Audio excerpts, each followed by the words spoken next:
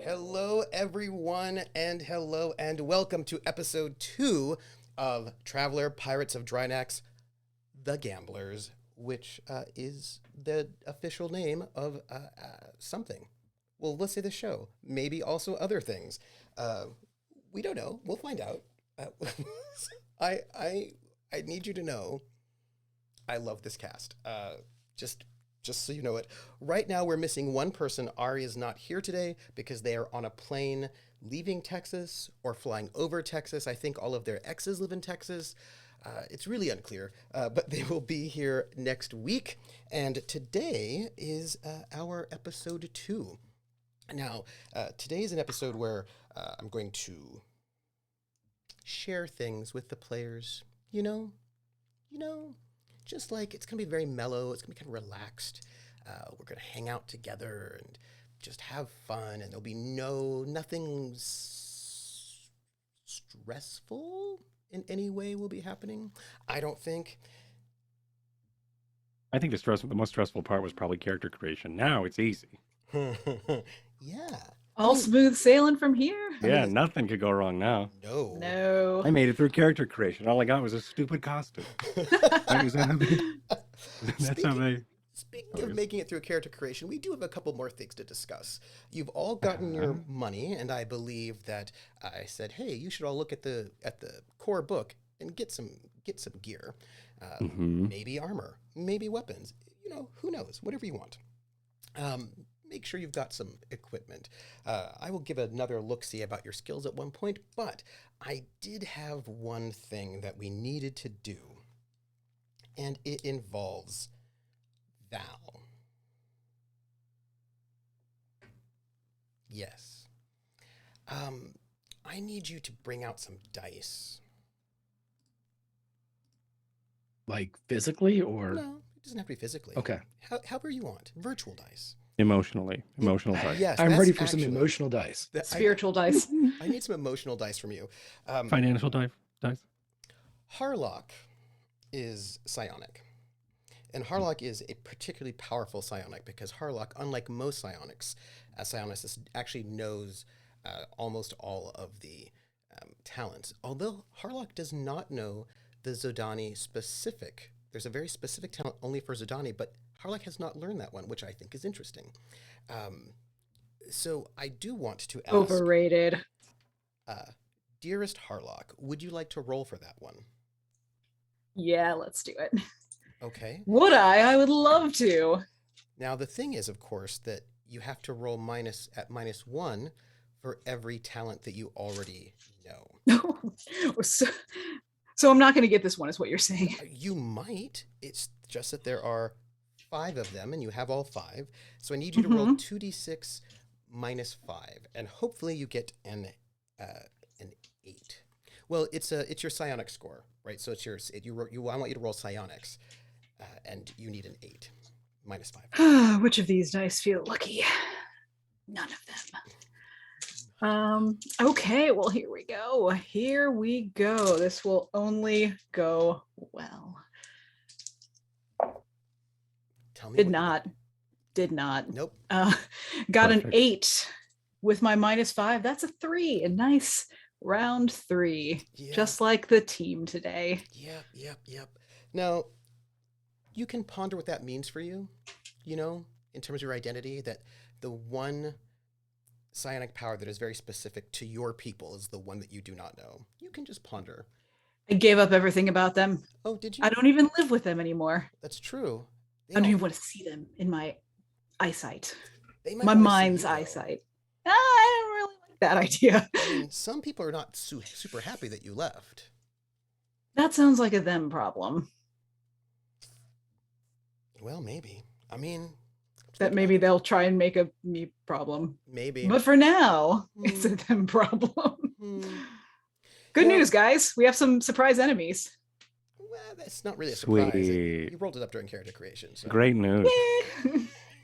I'm just going to put it out there. There are these very large empires, and none of them really seem very excited about at least one of each of you. You know what I mean? Yeah. I think Maybe. I know what you mean. I'm just saying. Now, we do have our Zodani, and I just need to point out that the Zodani are humans, as in most of the alien species are humans in this universe, because bit of a mystery, really. People think there were ancient aliens who seeded humanity across the universe, but can we prove that? Maybe.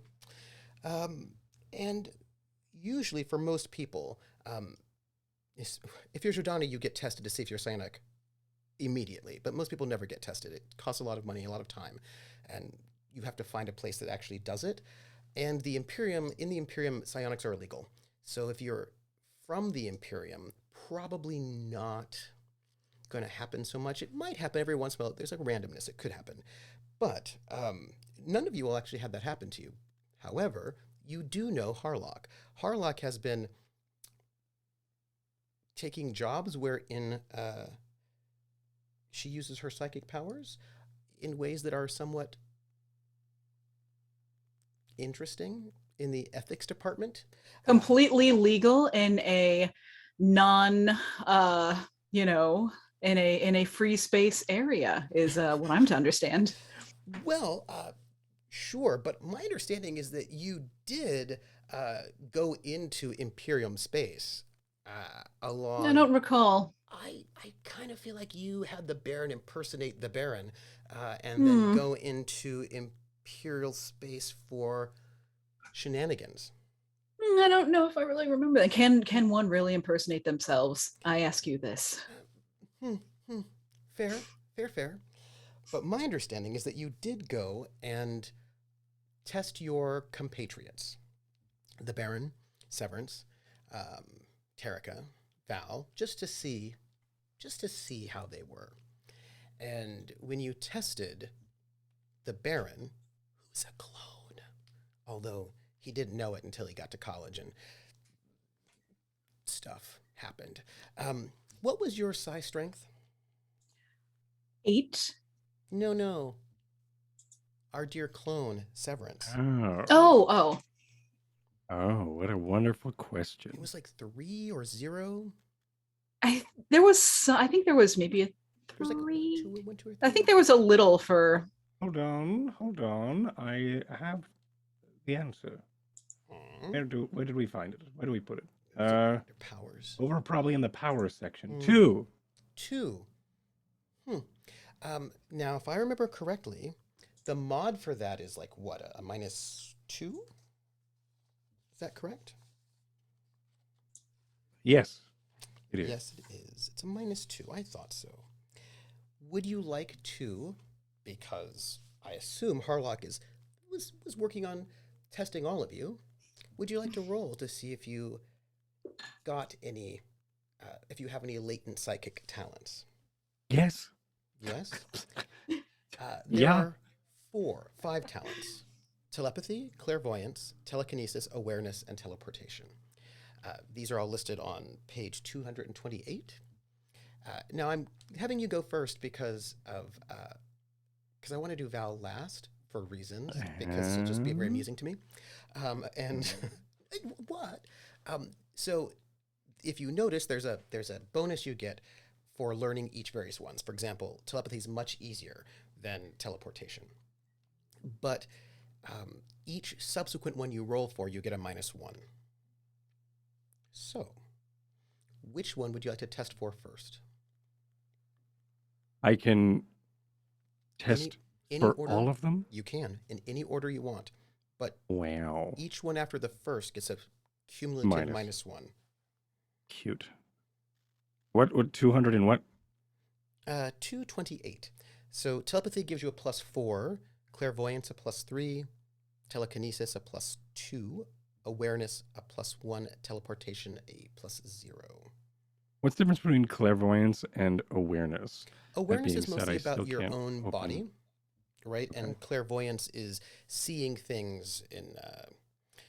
It lets you just sense events at some location displaced from where you're at. Yeah, And- when I looked up the information, awareness is like I can make my body really good against the cold, or I can slow my blood flow, or it's more of kind of It's body control. Yes, it's more body control. 226. You can increase your endurance, your strength, that sort of a thing. Or, yes. which could be useful. Also, by the way, Greg, you'll also want to be on that page. But And I could choose any one of these. in any order. In any order. Mm-hmm. So if I have a +0 for teleportation, Mm-hmm. and I have a -2 right now, You're at a -2. I'm a -2. If But if you I roll wanted it to do first. telepathy, I would have +2. That's correct. And what's my 8. DM is 8. You want an 8. Teleportation, baby. Okay, -2. And I will also note that you only have 2 psi points. Is that your number, right? Which is not much to go and spend. Oh, please write down that you have teleportation at... I would love to. You have it. You have qualified, which means you have the latent power. Now, I'm going to note that you don't have a lot of psionic points, which is not great for you because that's what you use to fuel. To do it, yeah. But there are drugs. Not that, I mean, you wouldn't... Of course there are. You're no stranger to those. I would know. And you wouldn't become wouldn't addicted know. or anything, right? I mean, it wouldn't be a problem, like lots and lots of drugs to help you with psionics. I've kicked it before. Oh, yeah, yeah. It's good. I'm glad to hear there's no problems there. I'm sure it'll be great. So, which one is next? Oh, add that you have teleportation as one of your powers. My skill level is 0. Mm-hmm. I will try. And do I roll until I lose? Or do I just you test can roll for all all of them? 5 if you like. Wow, okay. Which one would you like next? Clairvoyance. Clairvoyance. This will be at a 0. 0. Yeah, cool. Mm-hmm. So, by the way, if you get them, you get them at level 0. What is that? All right. That is a 9. Clairvoyance at 0. What's next? Next is awareness. Awareness. -3. Yes. Well, here we go. 2. I'm going to do this and see if this is better. I also love Minus Greg's mustache. Chad, I love 3. it. 4. So none of that. Mm-mm. And now minus... Oh, Jesus. So now... That was a minus...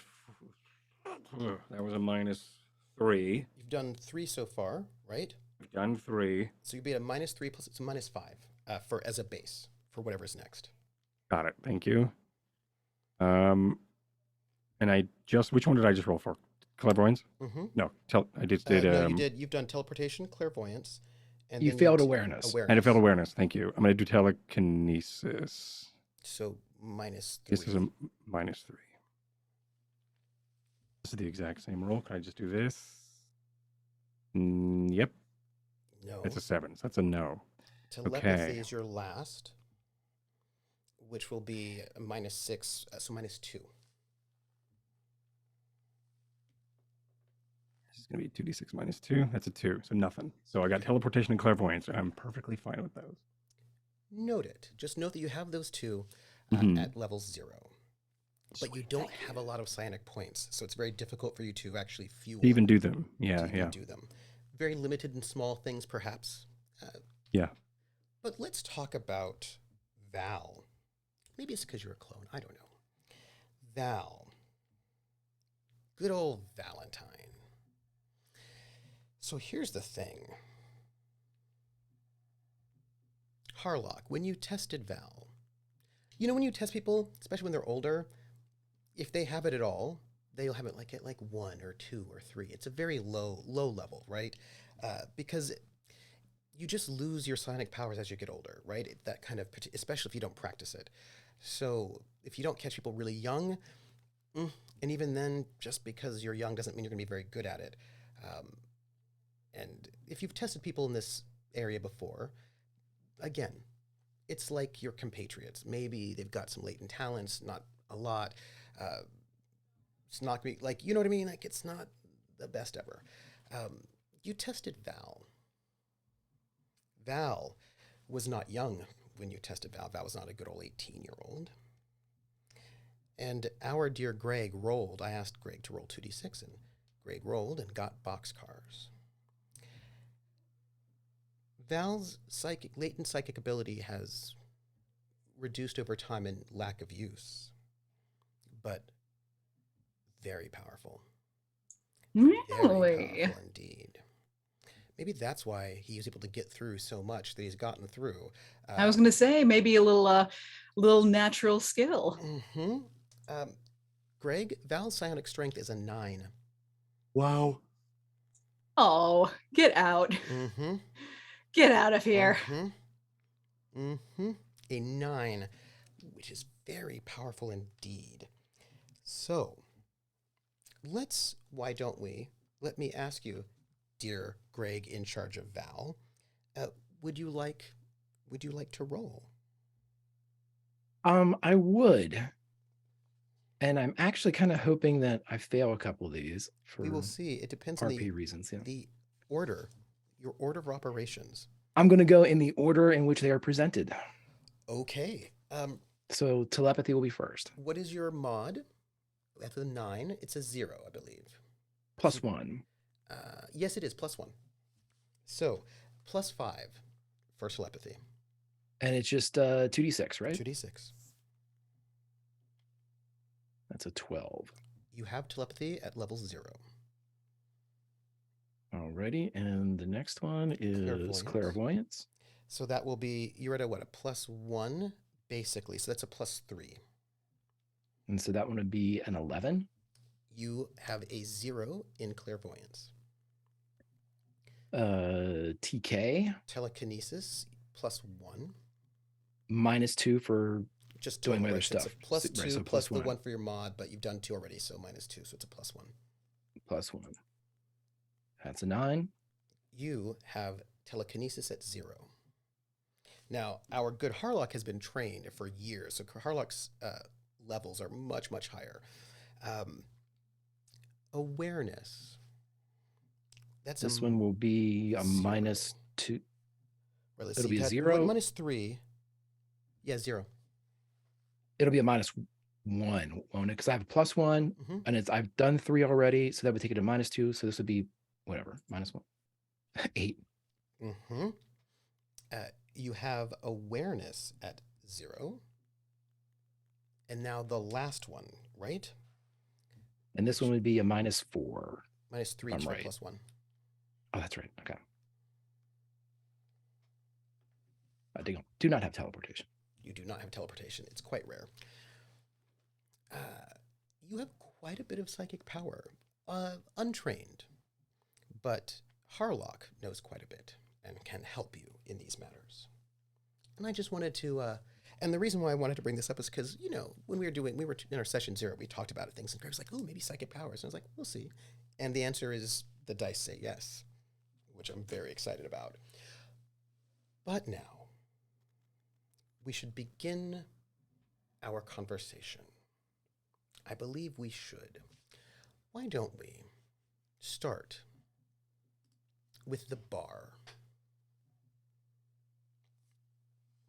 Yes, the bar. Let me pull you over to our space map. At the moment, I believe I can hop over here. If you would place yourselves at one of the tables,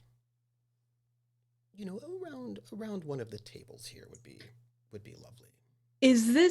Have we spoken yet, or is this It's a good question. completely bar fresh? That's such a good question. Let me answer your question in this mysterious way. Ah, Uh-huh. The curtain opens. No, that's not right. We are here. Let's put it that way. We are here. You are all sitting at one of these tables together, playing poker. Space poker. which, means the cards have the corners cut off, so they look slightly octagonal, because that's how it is in the future. Don't ask me why that is, but that is... Love corners in the future. Big Right. thing. Yeah, in the future, people... More corners, the better. More corners, the better, right? It is Yeah. it is how it works in the future. And I would like you to place all of your tokens there. Now, you might have some questions that you might like to ask, like, have we, like, for example, you might be Fox being like, have we spoken to each other before? Those are great questions, none of which I'm going to answer. Instead, what is happening is that you find yourselves, all three of you, with a fourth who you don't know and who's not, would normally be Tarika. Like, you often play together. But Tarika's not there. You are in this bar. The White Rabbit. You know that's the name of it. You know this is the name of this bar. And all three of you are sitting around one of these tables, playing poker against a man. The man has got very broad shoulders, a thick, heavy scar going across his face. His skin is sort of tanned with a bit of a ruddy complexion underlying it, as if he's perhaps been in the elements a little bit too long. He's wearing a suit jacket, but with no sleeves, and his arms are massive. He's wearing a white shirt that is not as white around the collar as it could be, and a tie that is out of fashion, but expensive. Probably very, very expensive, but he probably got it quite some time ago. His hair, he's got like kind of stubble on his face. And he sort of sits in this chair across from all three of you, and he sort of dwarfs the chair that he's sitting on. And behind him are three associates, I suppose is the best way to put it, who all look like they might be criminal of some sort, perhaps, might be a way to phrase that. And of the three behind him, the one in the center is holding a metal briefcase in his hand. And there's handcuffs that would connect the handle of the briefcase to the wrist of this fellow, but the handcuffs are perhaps not as, I mean, they're connected, but perhaps not as new as they could be. They look a little lower technology. And the other two are flanking the fellow in the middle are twitchy, a little twitchy.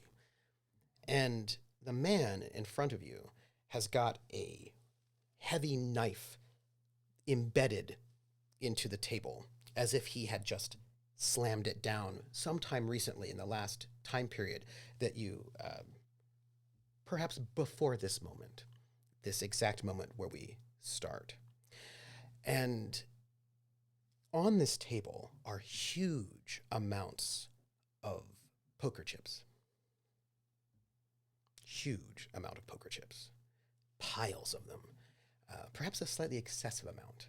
And all of you have massive piles of poker chips in front of you. And I'm going to ask, Harlock, I'm going to ask you first. What do the poker chips look like? Well, I would say it's not the nicest of spots, not the nicest of bars. But I would say the poker chips probably, it's a mixture of what you would expect of a poker chip, kind of the plastic, but like very out of place old. In other places, maybe it would be in a museum. Along with, there's also some metal, like gears about the same size, kind of marked with a little bit of paint on the various different parts and such. So it's, if you think about that one drawer you have in the kitchen and you open it and all the things are just thrown in there, that's kind of what it looks like. I see that. Val, what do the poker chips look like? Money. Say more. A measure of wealth dictated by the bar's own lexicon here. And whenever an environment presents its wealth or its power or its praise, wherever little environment Val is in, he'd like to have all of that if possible. So to him, it looks like money, praise, and power. So let me ask you, because I know that you come from I don't know how many other people know, probably they don't know, a very agrarian planet. Do these look like imperial credits? Are they like, what kind of, do they look very high tech? We know the chips in front of Harlock look old and plastic with bits of metal and paint, but what about the ones in front of you? I think, to build yes and off of the beat up nature of the chips, I think that they do look like that, but I think that there might be a little bit at play, like you would go to the Walmart equivalent in this universe and say, I'd like to have some vintage looking poker chips, and this is what you're given. But if you take a chip and tap its edge and flip it over, its denomination will rise kind of holographically off of the center and flip around. Then you can reconfigure it for whatever game that you happen to have. Severance, what about you? What was the question? What do the poker chips in front of you look like?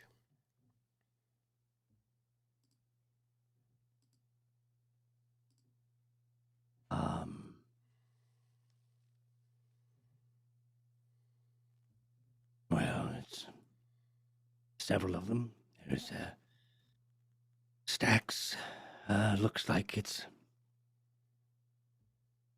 a bit precarious.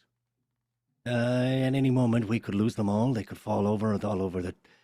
I don't even know if they're ours. It could be. At any moment, there could just be ours, or they are precarious. At any moment, they could fall over. And that would ruin the game. It would. You said you weren't sure if they were yours. Are they yours? All of them? I'm just asking.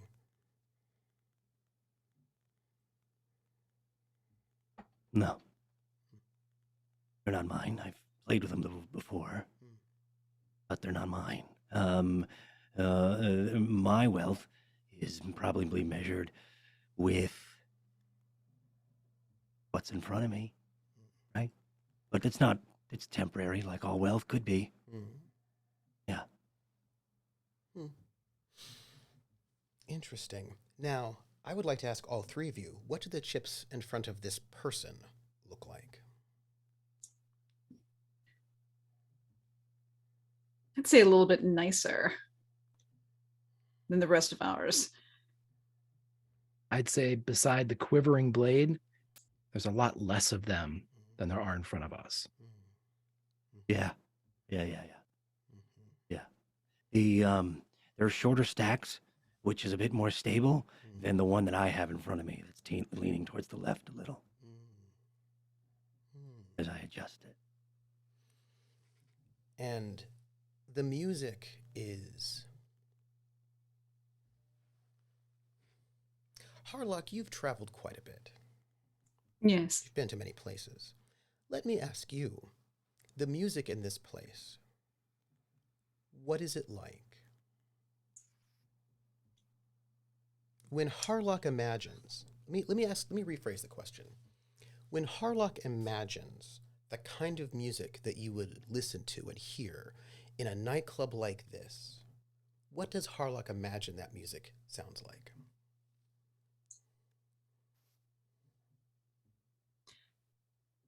Not really something that she's a huge fan of. So it's music you're not a fan of. Interesting. And that is true. Music is playing that you're not a huge fan of. Why is that? It's a little too thumpy, a little too It's more geared toward the younger people. Loud. I have very delicate ears. Music's great. How many people are in this club right now? You three, the person across from you, their three associates. How many people are in this nightclub right now? What's the fire code? You have to tell me, actually. What does Val imagine the fire code of this place to be? I'd say for this particular room, if it were max occupancy at, let's go with 100, or at about 120. People do not But crowd your table. There's a ring around our table, yeah. You have space, but there are people and there's dancing. And let me ask Severance, the Baron. Yeah. Yeah. The Baron, how does the Baron imagine this place smells and feels? The temperature, the possibilities of this place?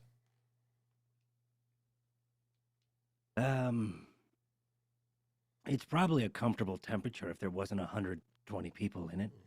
That being said, it's a bit steamy, which is a bit.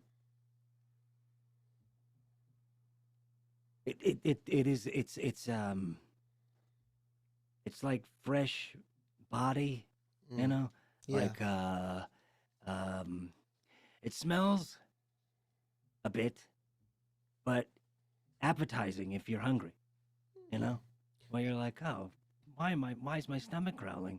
You know, that's the sort of smell that I Yes. think it can be associated with food, but also, you know, it's associated with probably people. Are you and hungry? their stink. Yeah, it's been a bit. Could you tell? What would the Baron like to eat right about now? Well, they've got these little toast things with like these meat circles Yes. on top. They've had a couple of those going around, and I kind of want more of that. Well, you imagine those. You remember what they taste like, what they smell like. Yeah. And it's not too long before a very sort of young Aslan, so quite thin, no big mane, so probably a woman, fur. I mean, humans tend to think of being lion-like, but it's not. They're not really lion people. That's what humans tend to think of them as in terms of their associations. And this Aslan woman in a waitress outfit. Val, what's the waitress outlook look like? This outfit. If those of us that are ancient, there used to be a TV show called Alice way back in the day. And it was I guess the stereotypical waitress outfit, which was kind of like a pink knee-length jumper type outfit with a white apron over that. Imagine that, except it's all leather and the apron is some type of metallic rainbow. Almost looks like liquid metal. Yes. And this Aslan woman comes up with a tray balanced on her hand full of this special space toast with little bits of meat. You remember this toast thinking how delicious it would be to have it right about now. And she just slides in and drops this sort of small little plates of this toast in front of all four of you, each one of you. These little plates. Harlock, what was it that were you thinking about any kind of particular food you'd wanted? Mine's really not on food right now. Is there a food that you would not like? Well, anything that shows up whenever she's not wanting it, she doesn't want. In fact, whenever the toast is dropped, it wouldn't be really hard to sense this. It's a little transparent, but she would actually take and scoot the toast plate in front of Severance. Thank you. Oh, wow. You don't want this? You don't want this? She kind of glances over. She wouldn't really say anything. Great, thanks. What about the doc? What is the doc feeling for food right now, if anything? I would suspect that if we were in that suspended moment, as you described it, where there is a still quivering blade in the table, his eyes would not be on the blade, but on the person that just stabbed it down. And if he was hooked up to one of his machines that provided vitals for his patients, both his pulse and his pressure have remained very steady. And he just, instead of partaking in a meal, he offers his poker buddy across the table a smile. Pleasant, disarming. Let me ask you, what was the last food you were thinking about before this moment? Probably wouldn't be food.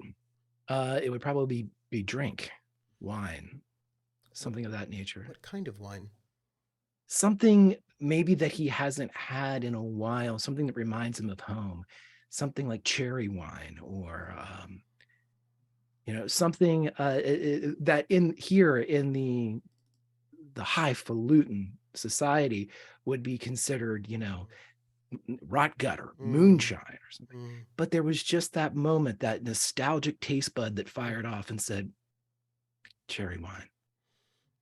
And your waitress has a glass of cherry wine on her plate, her big serving plate. And she puts the glass of cherry wine in front of you, and you can smell it just like home, but the glass is expensive. It is a crystal flute with gold rim, and the etching is fine and detailed. The outside of this beverage, the glass that holds it, looks to all the world to be rich, successful, something that you would desire, something respectable, something rare, special. The wine is the cheapest rot gut cherry wine, high sugar content that you could find, just like from home. And that, my friends, is Val. Strange. That's exactly what you're served in that moment. And she slides away, this Aslan woman, and the music plays and people are watching. You all seem very important. This match seems very important. And the man across from you says, well, I feel like your luck is running out. It's time to play one more hand, this time for the big score.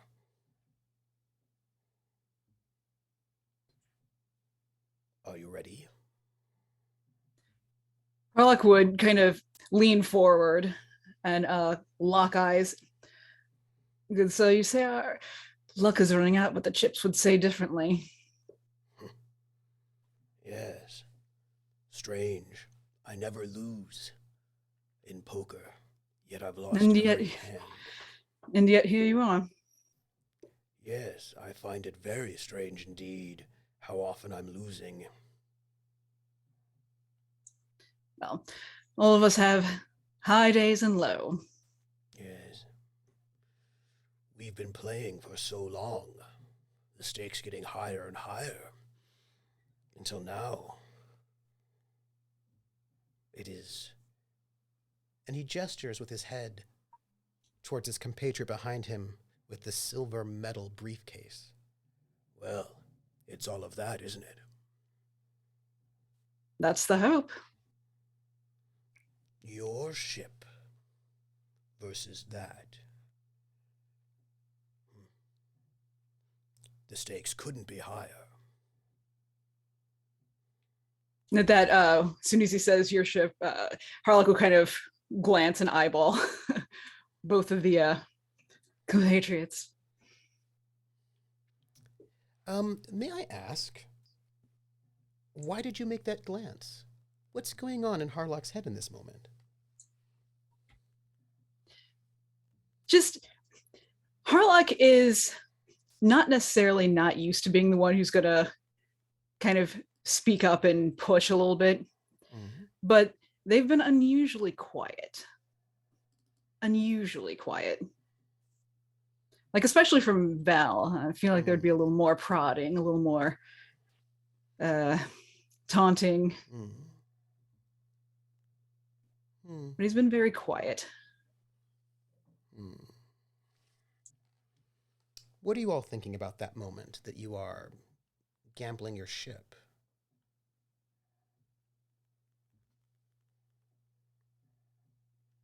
So the stakes are a ship. Your Is this ship. our ship? Your ship. Or theirs. And the contents of the Pulp Fiction case Is what? It's something important. The most important thing. It must be important for you to gamble your ship. What's in the I would case? say, if we're playing this game, Trooper, then the only way that Val is going to put his ship or our ship up on the table is if the contents of that case is what Val's been looking for 30 years. That is true. Do you want to say what that is? An opening. An opening. That is true. Harlock, that case contains the most important thing for you. What is in that case? Adventure. Adventure is in that case. And that is true. Baron, this case contains the most important thing for you. Important enough that you would gamble your ship. What is in that case?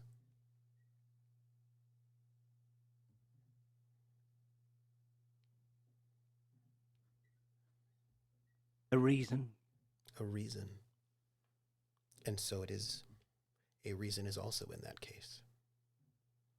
And this man chuckles.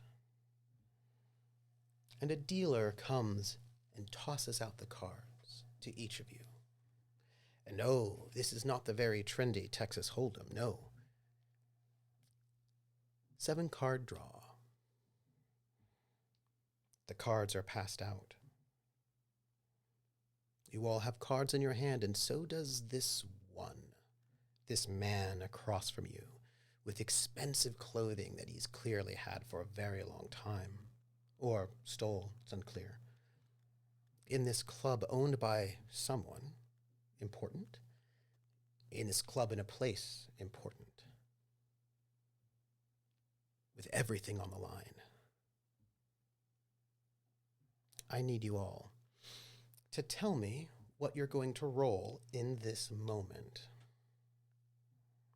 Now, the obvious would be gambling, but I don't know what you're going to do.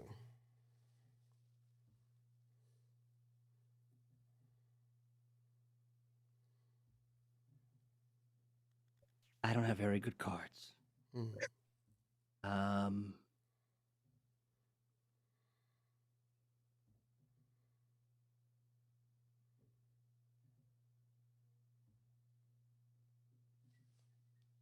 Wait. Nope. I don't have anything. How does telepathy work?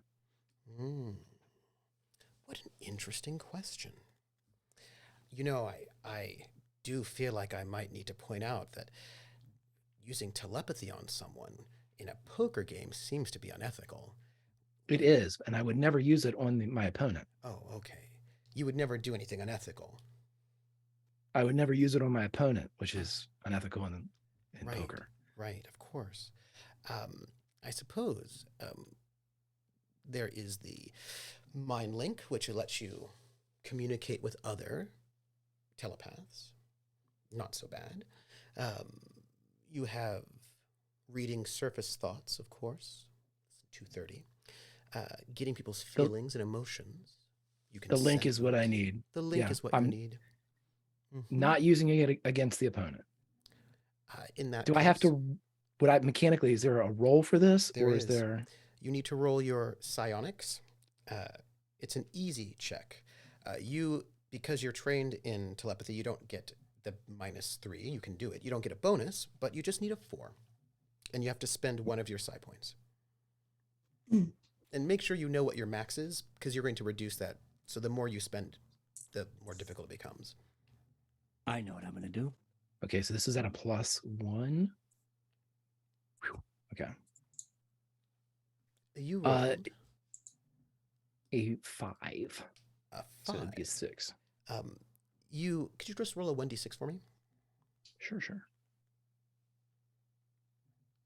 In this moment, I'm not doing anything crazy, but narratively, I am putting my glasses down and making sure the reflection is that so my friends can see what's in my hand. Very nice. Very nice indeed. Deception? They can see that I have shit. Would you? All right. Would you feel that seems to be a? Would you go with deception for that? Would you like that, or would you like I feel like that's deception. That feels like Man, it's did you just beep yourself? Did you just censor yourself? Yeah, I did. Yeah. Oh, nice. I appreciate that. Stealth. I mean, I both I can do, but I feel like actually stealth is better than deception. I feel like this could be a stealth thing. Can I aid him? Because what Val was going to do was talk to everybody in their heads and say, okay, what do you have? So we can figure out what they have. Well, what he's doing is aiding you all. He's going to aid one. This is him aiding you. Okay. With his role, he's going to try to give you all a bonus. Whoever's going to make this ultimate gambling roll. Now, Stealth? deception gives you a bit of sleight of hand as well. But I feel like you go either way, because you're wanting to not have people see what you're doing. Yes? Would you do? Hear me Probably. out. Stealth, social. Yes, I would. Okay. Because this is a social environment. Absolutely. Yeah, I'm not sneaking around. Okay, cool. Absolutely. Absolutely. All right. Stealth, social. I rolled it. I think. I clicked the button, and now I'm sure that. Yep, there it is. It's telling me to do something. Do I have any modifiers? Just your Does skill. it automatically give me my modifier? It should. I mean, we'll just make sure to make sure. We'll check. I can just We'll check. I can just roll it, and we'll see. Yeah. I rolled Ooh. 11. Now, you rolled with a boon, which you should not be. Whoops. Yep, you're right. That's like a thing. All right, what does that do? The boon gave you Was an it- extra die. Extra die. So you'd have to take Okay. that 6 off. So that's I a see. 7 plus the 1. So that's an 8. It's an 8, which is just what you need. It's like a marginal success, which will give you, if I remember correctly, a +1 to your compatriots, to the next person in the their chain. total is +1. Cool. All right. Awesome. Thank you. Mhm. Just reading the stats. Make sure you don't roll with boon unless you've got a boon going Yep. on. I see that. It was at the top. So Boone and Bane are at the top, and you can switch them on and off. For all of those who are wondering, do that. I believe Harlock is going to roll. Wait, you've got a voice in your head. Who here, by the way, has the telepathy talent? You have it. Does the Baron have it? No, I don't. You cannot link with the Baron, but you can link with Harlock. Cool. Don't you love this music? I hate it. Could you please roll Harlock as well? You need to also make your roll for that link. Mm.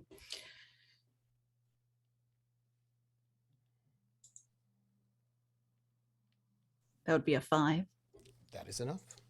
A big old 5. Although you just rolled 2d4. Did I really? Yes, you did. Whoops. And Perfect. still got it. And still Hey! You should roll 2d6. That's how good Harlock is at the mine palace. One brain tied behind her back, right? Yes. But also, I feel like you've got some bonuses on your sheet there, right?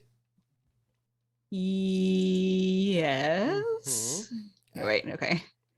What is your psi level? Your telepathy level? 4. So you're going to get a +4, and you'll get your... Do you have a bonus to your psi? I don't think you do.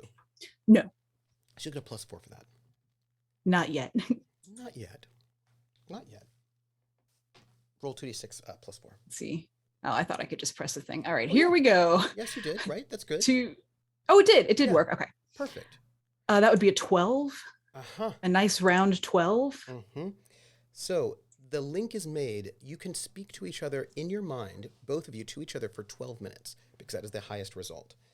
You have a link.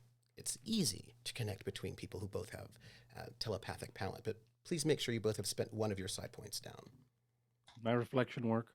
Yes, it does. Great. These are my cards. Mm-hmm. It's a 2, a 3, a 3, a 4, a 5, and a 10. Really nothing. Oh, that's exciting. Uh-huh. So if you can figure something out how to fix the scene with my hand, enjoy. Or we can use process of elimination to figure out we have 3 active hands on a 7-card draw, so we know Whose hand has it? Definitely not mine. but it helps. It's all a piece of the puzzle. I just gave you some cards. Oh, Just so you know. let's take a peek. Oh, Just gave you Did some you give me cards. my cards? You can use ones in your hand, but I also just gave you some. So Cool, just thank get you. some. I'll take a look at these. This hand is way better than the one you gave me. But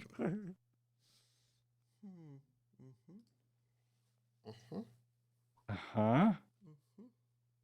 Well, we would still be able to see the Yep. Baron's Yep. cards. see his Yeah, cards, so absolutely. let me readjust my prop hand to have the right hand. So, Harlock, what are you holding? I'll tell you mine if you tell me yours. well, it's very unimpressive. Have a pair of 8s high. A pair of 9s ace high. So,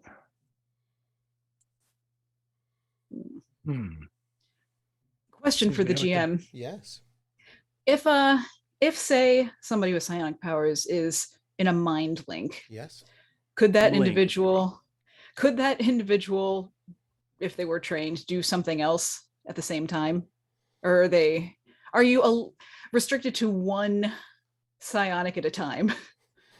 Well, you've got technically this Val going. initiated. It's Yeah. initiated. I think you just have to spend the points. Like the more you spend, Okay. the more that's gonna go. Okay. Would Val get the sense that you're getting ready to do something? No. I mean, we could. Okay, How long? because he was have we just going to run worked distraction. together? Yeah. Yeah. I mean, Probably long enough for me to adjust my glasses for me to be like immediately like, Oh, they'll probably see it. but like if Mhm. maybe. While everybody's settling into their hand, then and this I'm assuming is just a matter of beats and moments. Working, still be able to talk in his head, but also verbally, physically talking to their opponent.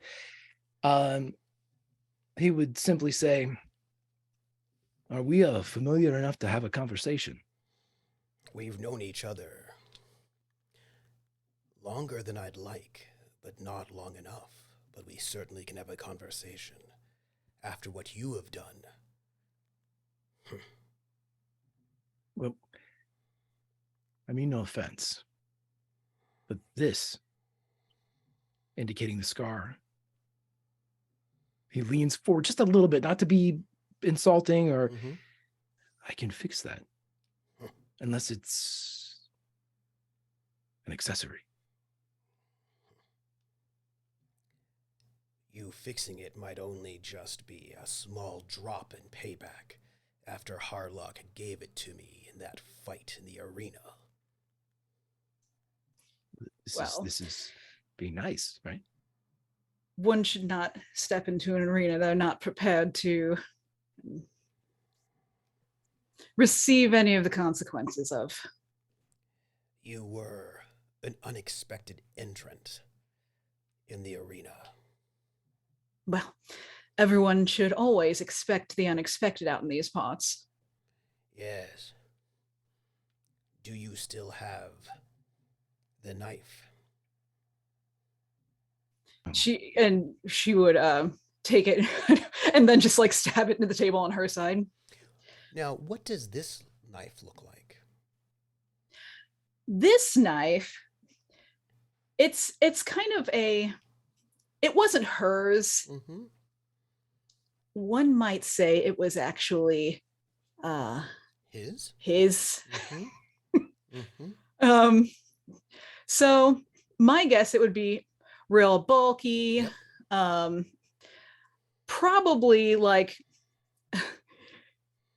and this is just being mean, but probably like a decent size guard, Yeah. so that somebody wouldn't accidentally hurt themselves, somebody who's not as nimble with a knife. Mm-hmm. But it is nice. There's some gold lay on it. It has some nice swirly designs. Mm-hmm. There might even be a gem. It's cracked, but it's there. Mm-hmm. Can I please add something? Just Yes, you can. could For his reasons. initials have been on the blade, but now they're gone and it says Harlock? Just a full name, just like Just across the blade, right where his initials would have been. Mm-hmm. if it was long enough, I'd say Harlock is great, but Harlock was here. Baron, Harlock's knife. Baron, as this Yes, conversation yes, is happening yes. and you're reflecting, Mm-hmm. what is the situation that would be that you would least want but most exciting? That in the Baron's heart would think would be the most exciting, but the last thing you'd want at this moment. What? One more time. What is my In Harlock's heart of hearts, in this moment, Aaron? what is the last thing that he would want to happen, but that he would think would also be the most exciting?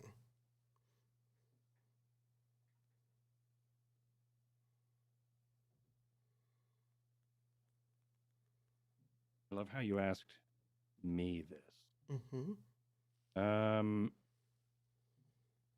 In all the universe. You know when you're like, you're watching a horror movie and you're like, oh my God, it'd be so awful if this thing happened, but you also secretly want that thing to happen?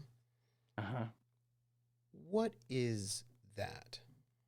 The fluorescent light that is above hanging over this usually is an old fluorescent bulb, or would be a fluorescent bulb if it was our day and age. But in Probably this isn't fluorescent bulb. scenario, I think usually it flickers like a fluorescent bulb, but also flickers some sort of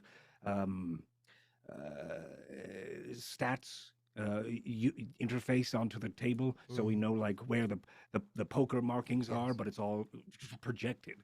That projector bulb that is across this felted table seems to. I think I'm looking around and I notice that it's flickering, and I look up and I go, "What if this fell? Oh, that would be bad."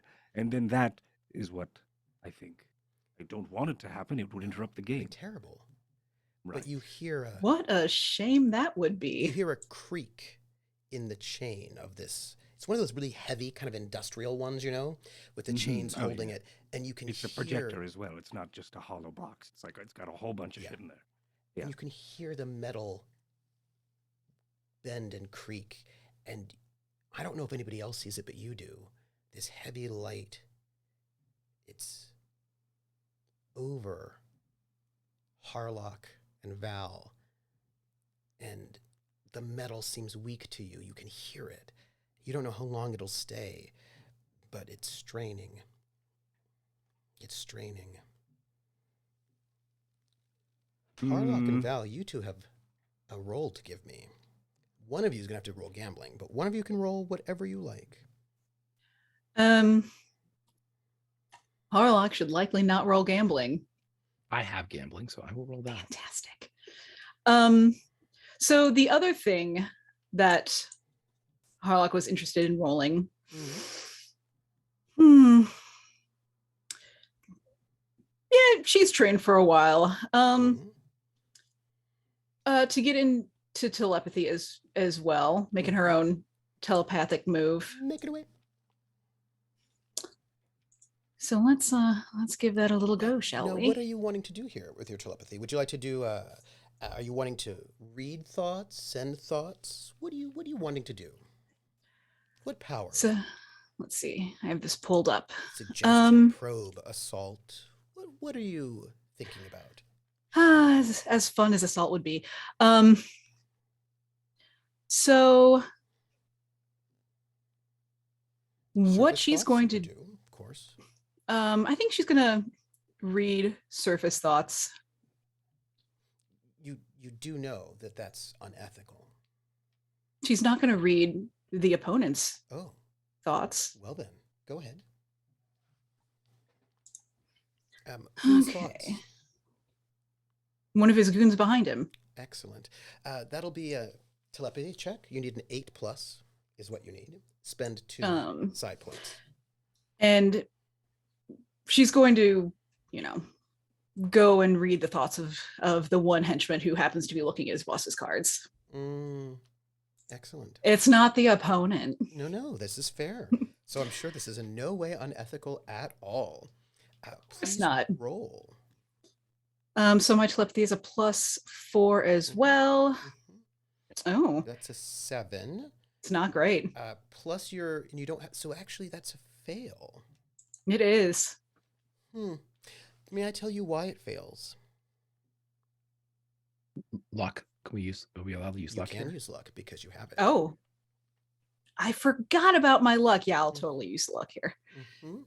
You just missed it by 1. I'll use 1. That will give you slightly unclear thoughts. I'll use, how many lucks do we have? Hang on, I think I wrote this down in my notes. Oh yeah, here we go. Let me use 2. I still have some left after that. You reach your mind out to take a hold of the mind of this person, so you can share what they see. You will be giving a +1 to Val when Val rolls gambling. Yeah, she pretty much just puts the entire image and just passes it through. There is no image. No. There's no image at all. There are no thoughts. Well, I don't like the sound of that. There are no thoughts. Not like a person who's shielded. You've heard of you've encountered shields before, but no shields. You've encountered people who are not thinking, but they always have something going on, right? Like a thought could be something very mundane, like I have to go to the bathroom, or how long will this take, right? There's always some kind of surface thought, but this is just a void. In that case, Harlock's gonna reach back. I'm assuming their link is still going on right now. Reaching back to Val. Doctor, how often have you never had any thoughts? Is this in your mind? Yes. Okay. I can't remember. And then you would hear kind of like a sound of like a rim shot. Mentally, just a sigh, spelled E-S-I-G-H. oh well, that is the working name of the episode. Heavy sigh. Heavy sigh, right? PSIGH. Uh-huh. Well, I'm sure that since I've been teaching you a little bit, as you know, everyone has thoughts, some thoughts, little thoughts, meandering thoughts, meaningless, boring. What do those goons look like behind our delightful opponent? What do they look like? Well, she's asking him just to meaning more of like, Can what does it look like they're about? Yeah, can I observe them and check for he's not looking for just a casual observation. He's looking for signs of life, respiration, eye movement, things that would denote bioorganic organisms as opposed to artificial ones. You could, but your next roll has to be gambling. Sure. All right. Let's do that then. If you would. And I get +2 on this because of just once it's a chain. Oh, okay. So basically, you go like it stacks. Like you could basically, what's the word? Oh, well, look at that. That's a very, very nice roll. You made that by 5, which is not a critical success, but it is very close. We would call that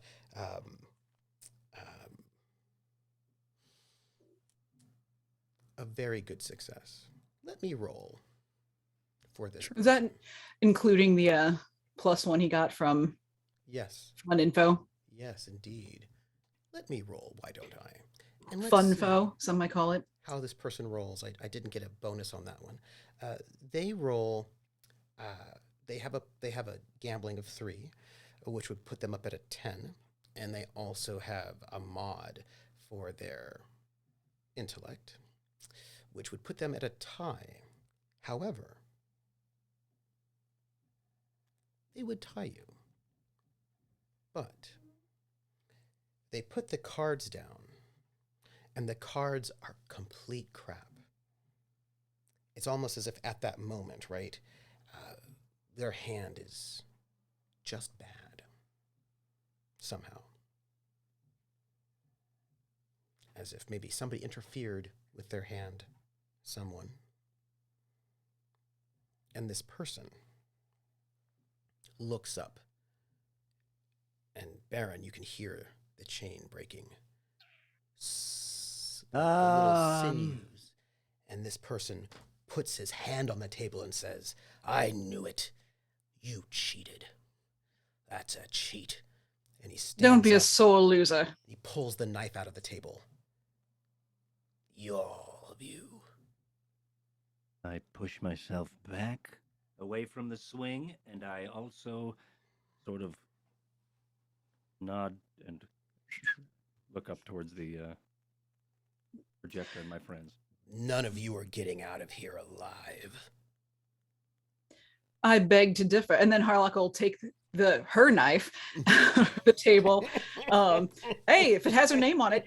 And then she'll kind of just like scoot the chair back, like where it's really loud, like against the floor. Just can I get, if you don't mind, initiative? I do. I really do mind. I would like yeah. What is that, Dex? Well, you have a choice. It's either Dex or Intelligence, because both of those things help you in being fast, quick. Take an 8. Before we go, does anybody here have tactics? Yes. Would you like to roll tactics? No. You want an 8 is what you want. 8 it is with my intel roll. Well then. You will get a +2. Get a +1 actually, because that's your effect. You get a +1 for your side to your initiative. And mine has a +2 on it. So that's what, a 10 for you? A 9. A 9. And you get the +1 from the Baron. So that is a 10. Harlock is a 10. Baron.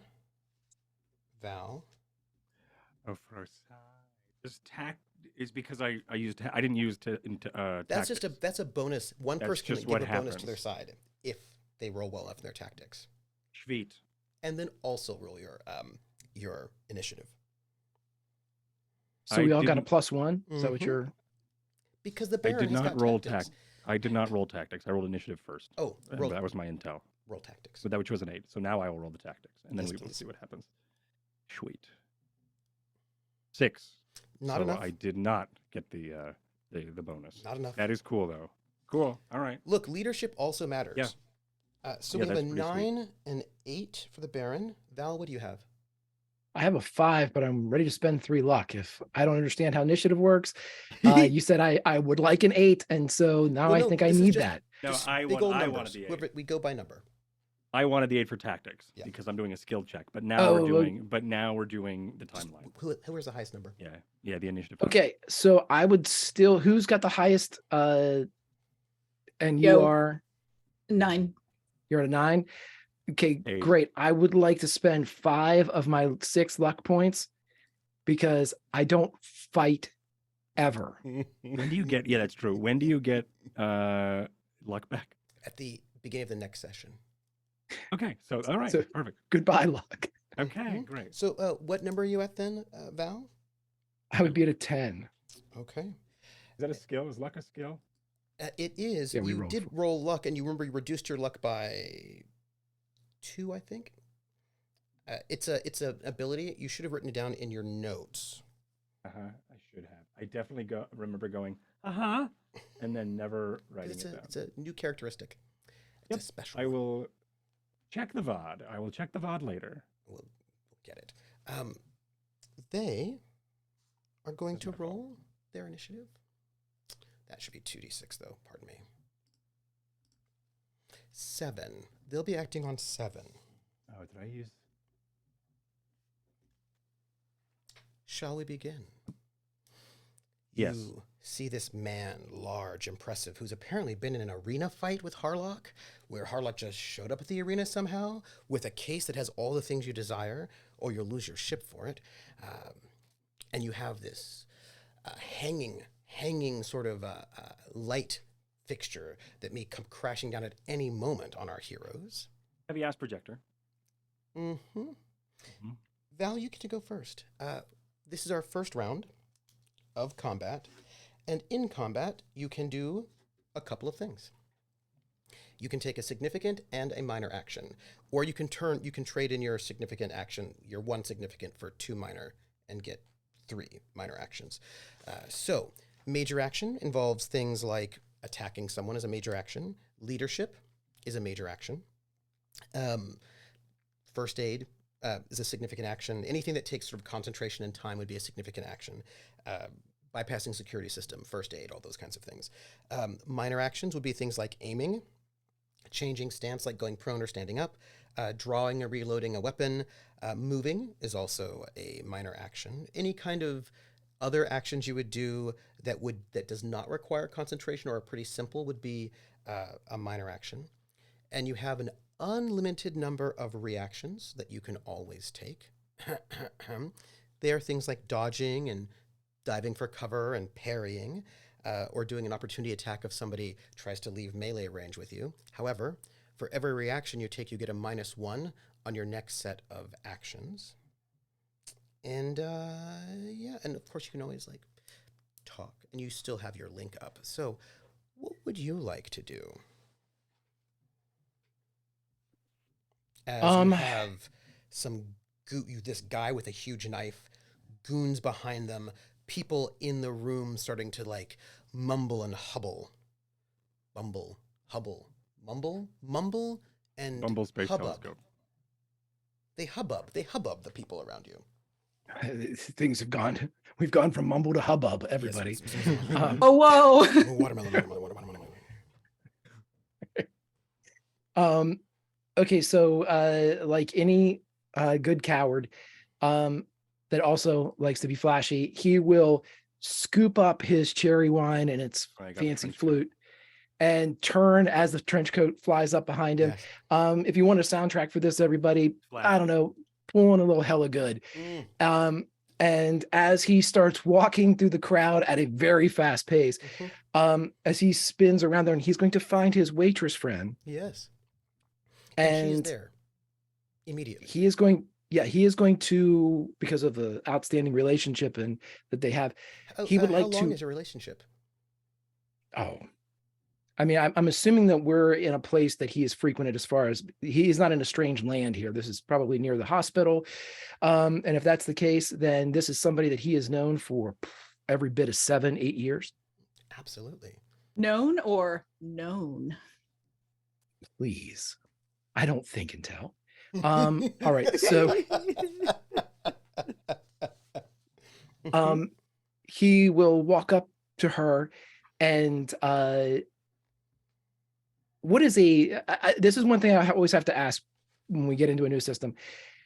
What is considered a lot of money in this world?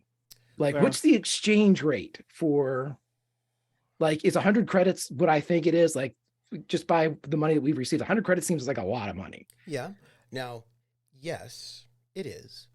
Please note that to repair your ship, you need millions of credits. But that's going to be for robbing. But like regular people, you know, like a walking around money. Yeah. A couple hundred credits here and there. Like, yeah. 1,000 credits is a lot. 10,000 if you're a Baron. Yeah. I mean. Sure. If you've got if you're a fancy high class passenger on a ship, you would spend 1,000 credits a month for water, for your, like, all of your fanciness, right? Right. Okay, that's what I thought. Right. Yeah. And if you have an apartment, it's like 2,500 credits is living like high on the hog and all that stuff. Okay. So if that's the case, then 100 should be pretty substantial. That'd be like sliding somebody $1,000 or $2,000 in our. Okay. He would like to. Oh, just so you know, I can tell you this. Standard of living per month. If you are average standard of living per month is 1,200 credits a month. And that would be like a social of 6. If you're a Baron, for example, with a 10 or a 10 would be 2,500 credits a month. If you're at a 12, you're rich. That's 5,000 credits a month. That's a Baron style that you want to be spending to upkeep. That's what I'm spending a month to keep my title. To keep your lifestyle, you know. So that's that's where the kind of our range. If you are very poor, you're paying for that Baron check mark. That's right. Yes, I am. That's like I'm verified. 400 credits a month if you're very poor. So an average person would be spending like 1,200 credits a month to live. Okay, so let's up that to 500 credits, and he is going to just have this already ready. And I don't know how much I'm allowed to improv here, Trooper. I'm going to tell you what, in this instance, you can improv however you want. He would, inside the leather with the liquid apron, he would place the money in the liquid apron. He'd say, if you could find the time, the EMP would be nice right now. Oh, and she puts her hand on your shoulder with this kind of tenderness that sort of speaks to years of history. And she says, of course, now. And he would take the hand and give her a bit of a spin. No better time than the present. Wait, EMP or EMT? Let's go with the P, but have the T ready. Yes. And she goes into her pouch where she's got all of her like tips and change and credits and all sorts of different things. And she pulls out a small EMP grenade and she just hands it to you. Is this what you wanted? Yes. And he just pulls the pin or activates it or pushes the button or whatever and throws it over his shoulder towards the poker table. The goons and the guy, but they're modded out. And so have fun with dead limbs, as all of a sudden your joints don't work anymore. So, get fucked. And pardon me. I have to sort of enjoy that laughter for a moment. Oh yeah, please. This in the immediate would work great with what Harlock's plan is. So good. So that is a very deadly system. Yeah, I'm very excited for what we've done. I feel like you're going to have to. Ooh, I think you're going to have to throw it next time. Because I think that's your 3 minor. To go over there, to talk with her, and to get it. That's the 3 minor. So I think next round you can throw it. Okay. I'm assuming now that we are pretty deep in the crowd, right? Because Yes. I'm okay. You are.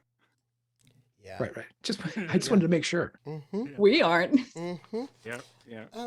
Baron, you're next. Oh no. I hope they're not there. I believe Harlock is next. Harlock Harlock is is next. next. I wrote things down in the wrong order. Harlock, you're next. So I'm assuming all of this is happening almost simultaneously. Yes. So 6 as seconds. A as combat round is Harlock, 6 seconds is what you got. yeah. So as Harlock had grabbed the knife and in our last episode on her turn, pushed away from the table with a really loud. Mm-hmm. At that point, almost simultaneously pulls out her gun. Minor, gonna aim. Major, gonna shoot that loose chain up top. Oh, nice.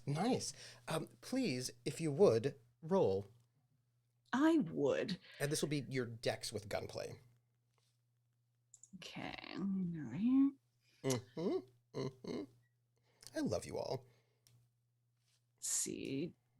By the way, you I get a +1 on that attack. For the see. aiming. A +1. I also get. I have. Oh, that doesn't have a modifier yet.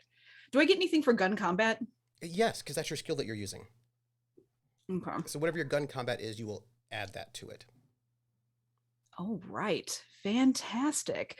So you that get would your be dex modifier, your have gun play 2. skill, and a +1 for aiming.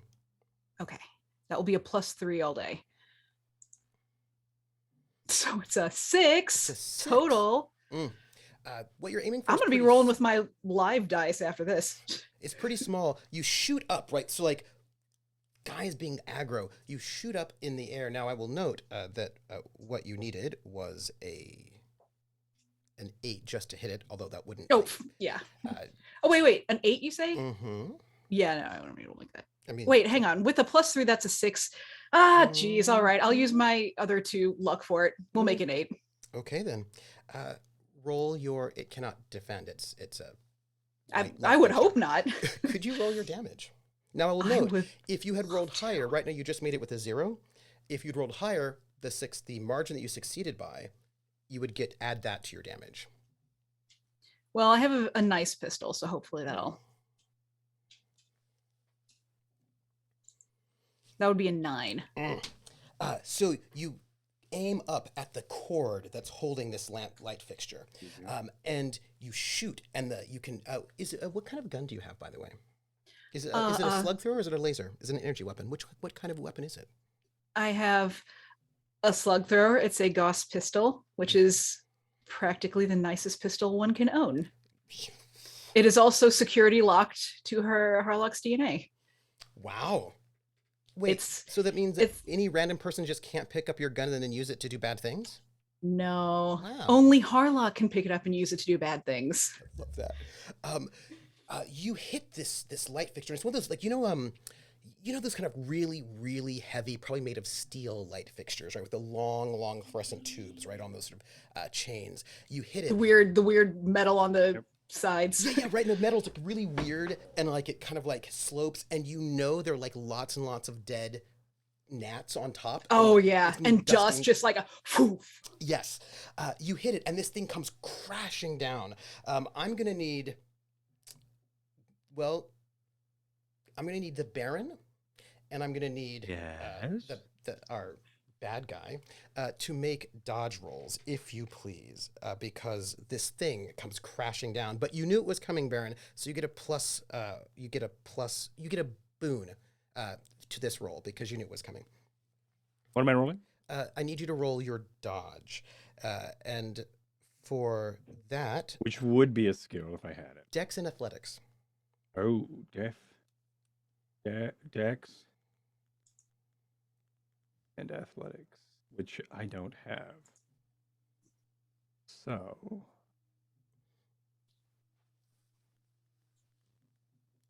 I would have a -2. Actually, you can dive for cover and not have to worry about it. Could I drive for cover? Dive I don't for have cover. I could. And what would that be? You don't have to roll for it. You just dive for cover, Oh, and they would get a Yeah. penalty. What? They'd get a penalty on them. yeah. I will dive for cover Where do you dive? under the table. Ooh, okay. Because this was starting to happen, and then everybody started to get up, and I just went, yeep. I knew it was going to happen. Mhm. And for some reason, I picture if this was a prop in a movie being shot, Yeah. the props department and special effects department would have packed this light full of baby powder. Mm-hmm. It's just to really sort of exaggerate this old, dusty part of it. So when it does hit, it'll probably explode, but also there'll be plumes of dust just to exaggerate how the practical effects of how old this gross piece of fluorescent projector bulb is. But yeah, but meanwhile, I'm under the table. I'm going to need all three of you to make a recon roll. Probably intelligence. I love it when you say those words. That is what I'm going to need. So if we don't Nice. have a recon, we have to roll it at -3. Yes. -3, unless you have jack of all trades. Then it's Yes. -2. Yes. Or is it 1? That I would be don't. about right. Recon would be. Oh, your about girl has recon. All right. right. Severance made it. All right. So that Looks like it. is 3. Val did not. You're far away. It makes sense you wouldn't pick up on this. This is going to get a +3. 6. You didn't pick up on it. It makes sense that These Severance, dice are dead to me. that you did pick up on it. This thing crashes to the ground, right? And you smell it. Baby powder. There is a lot of baby powder that's been packed into this. And so that when it crashes on the table, That's right. huge plumes of dust, exactly the way you described it, just fly into the air. It's just now like the amount of, it's baby powder that has been packed into this, just like you said it was. Somebody did the Foley. Somebody did. Somebody did. And like in the Foley, you hear it just like you imagined it, right? Like the kind of crashing sound as it hits the table is bigger than you thought. And the table itself, it seemed, actually has been prepped for this moment as well, as it hits the table and the chips go everywhere. They fly across the room just as In Spring slow loaded to motion? piles. Yeah. yeah, slow motion. These piles go everywhere. And the fellow, he also has to dive for cover, which means he's not getting his turn. I have a small Aw. question about Yes. this practical effects that we have now added into the canon. Absolutely. I don't They're trust guns. this room. They're guns. Mm-hmm. What are they carrying? Mm-hmm. Lasers? Slug Yes. throwers? Lasers. Lasers.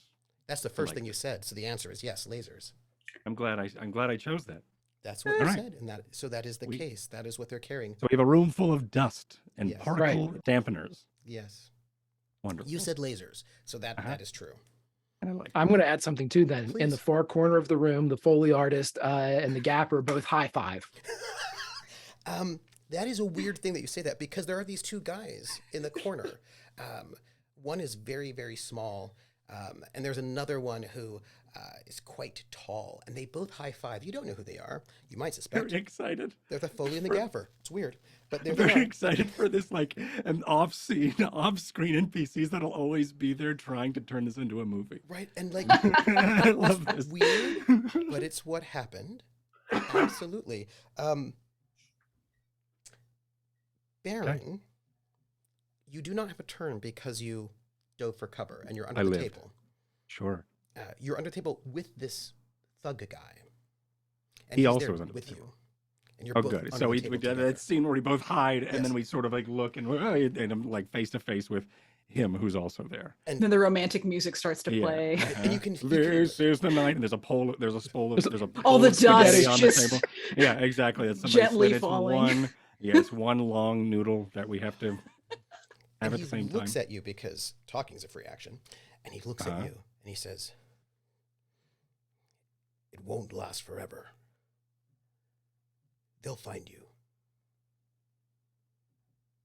Nothing ever does. They'll find us both. You know, as a small child, I used to play in the garden. You were happy then. Yeah. sure. Your mother said she's waiting for you to call.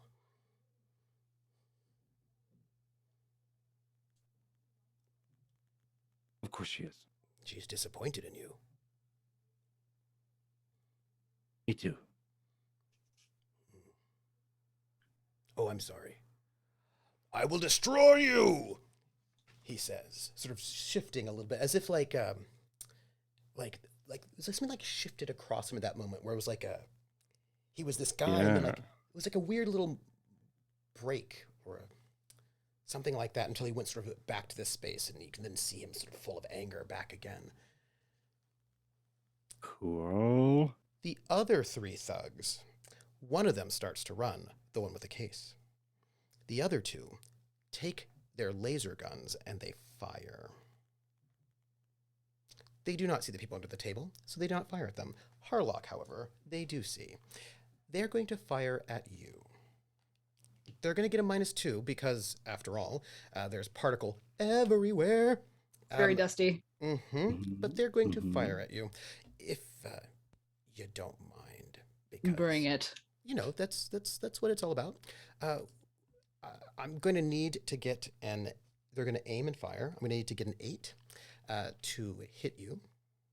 I would like to know if you'd like to dodge. You have, well, you know, 2 things Love to to dodge. dodge. I will roll first. First one, a 12. The second one, a 10. So, if you would like to dodge, you just say that you do. You don't have to roll for it. Oh, okay. However, Then yes. However, remember, every dodge you take gives you a -1 penalty to your actions. And just letting you know, as it were. But the dodge, if you did, it would give you what is either your dex or your athletics as a penalty to their attack roll? Let's see. My dex is 10. Oh, I was just reminded by Psionic that they have a -2 because of all of this stuff. So that's a 10 and an 8. Oh, good. Thanks, Psionic. Yeah, my dex is 10. Which is a modifier of 1. 1. So if what is do you have athletics? No, I don't. So if you dodge, you would take them from a 10 and an 8 to a 9 and a 7, and that 7 would miss. But you don't have to dodge both. You can just dodge just one if you like.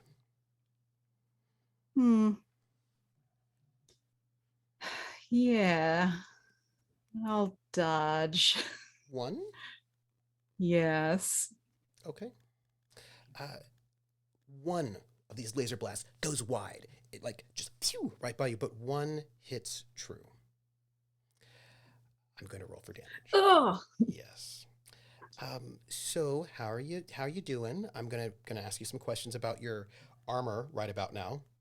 Oh, because, funny that you should do that. Yeah, I'm gonna ask about that. I'm gonna roll my 3D plus 3 is what I got. I hope you don't mind. Oh, but go for it. He gets a +2, so that's +5. 15 points of damage. Okay. What kind of armor do you have? Well, funny story. I have both cloth armor and subdermal armor. Oh, wait. I'm sorry. What? Explain this to me. And how much is that going to protect you for? That protects me for 9. 9. Please take 6 points of damage to your endurance. It's soak in this, right? How armor works? Mm-hmm. It does. Sweet. Armor soaks. This is kind of why we're here at this moment. Armor soaks. Yeah. But please, if you don't mind, take 6 off of your endurance. What is your endurance? 12. Oh, not bad. But now your endurance is a 6, which means you have now a penalty on that one, right? Explain what this looks like as a fairly... Let's note that amount of damage on a person who's not armored would have been real bad. It would have destroyed most people. Might have, like, ooh, no good. No good at all. What was shot at you? Would have killed me too. Oh, yeah. What was shot at you? A laser pistol. A laser. Mm. So I imagine all of the baby powder in the air, it does help one of the laser beams go askew, but it also makes it harder to dodge. Yeah. Yeah. Can't see anything. So as Harlock's doing a little action movie flip, one of the lasers kind of punches her through the shoulder. But where one might expect to see like it go all the way through, like maybe see a hole through there, like a lot of blood and gore and things, what you actually see when it goes through is you see some of the stuff, but then you see like a metal plating underneath, that if you look closely you can see that it's actually a mesh. Yeah. But it is dented though, and that's a bummer. The third goon, because one is running with the case, the third goon is all of a sudden right by Val. You don't know how this third goon got from where they were to there, but Val turns and there's this goon. And the goon is not actually carrying a laser pistol anymore.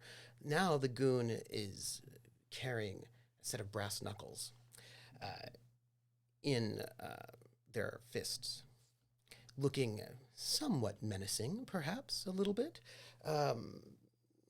more or less, a bit. And this one goes, "You're not going to escape me, Doctor. You took out me tonsils, but you didn't give me back what I wanted."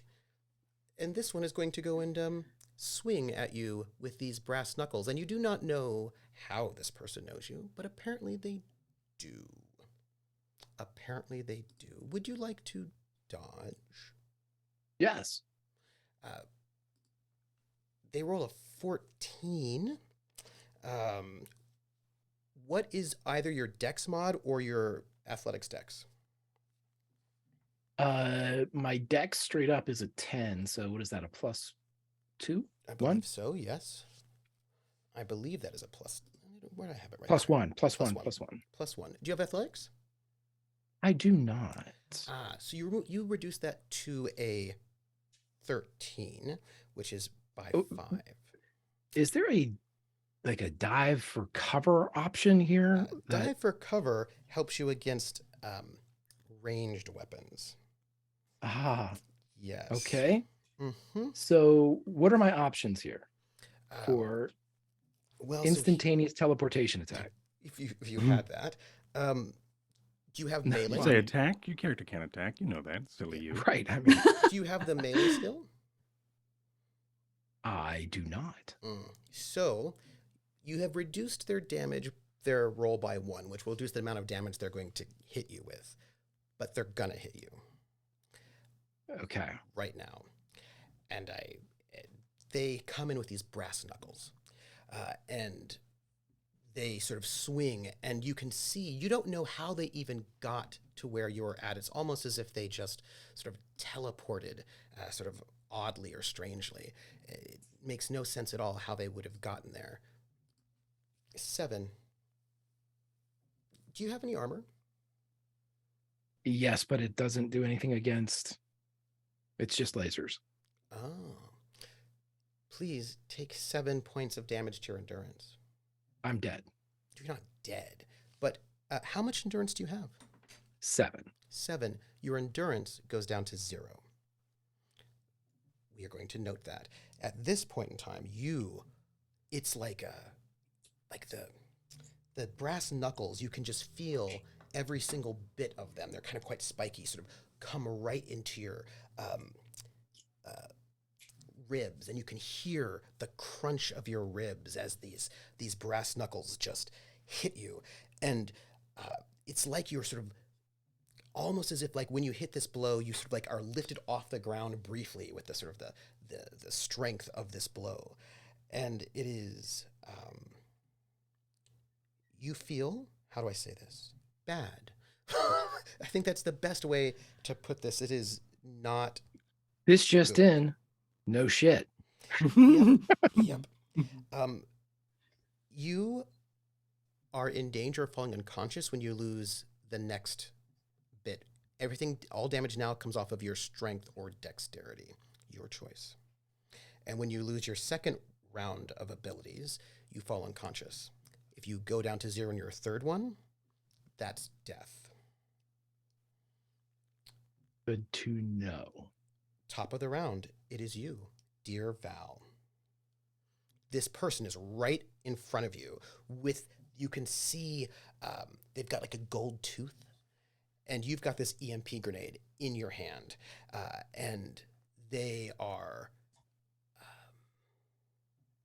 got no feelings inside of their eyes.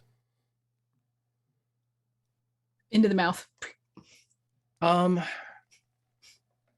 Okay, so I know this for my next character. When you disengage from combat, what is this? Is there an attack of opportunity? Yes, there is. Or okay. Now, you have, if I remember correctly, telepathy. Is that correct? That is correct, yes. I have them all except for teleportation, which seems very ironic right now. There is an attack. There is an attack you can make with telepathy. There's a mental assault, if you wanted to. No. Mm. In this moment, the case is all that matters. Mm.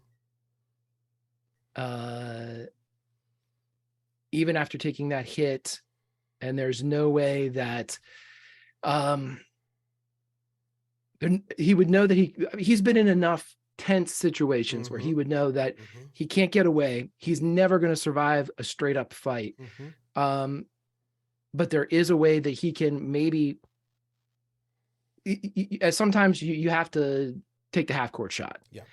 And that's always got left. So as the person with the grenade, yeah, well, soon, the person with the case is running away, he is going to stand still toe to toe with the tonsil-less attacker that he has, and he is going to activate the EMP grenade and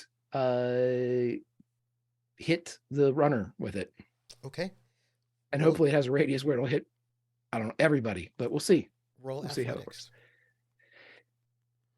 So I don't have that. Dex. So it's your dex. And you don't have athletics, so it's a -3. Well, boy, oh boy. Mm-hmm. Alrighty. You're not particularly athletic. Oh my gosh, that's boxcars. So with a +1 for dex and -3 is 10. Wow.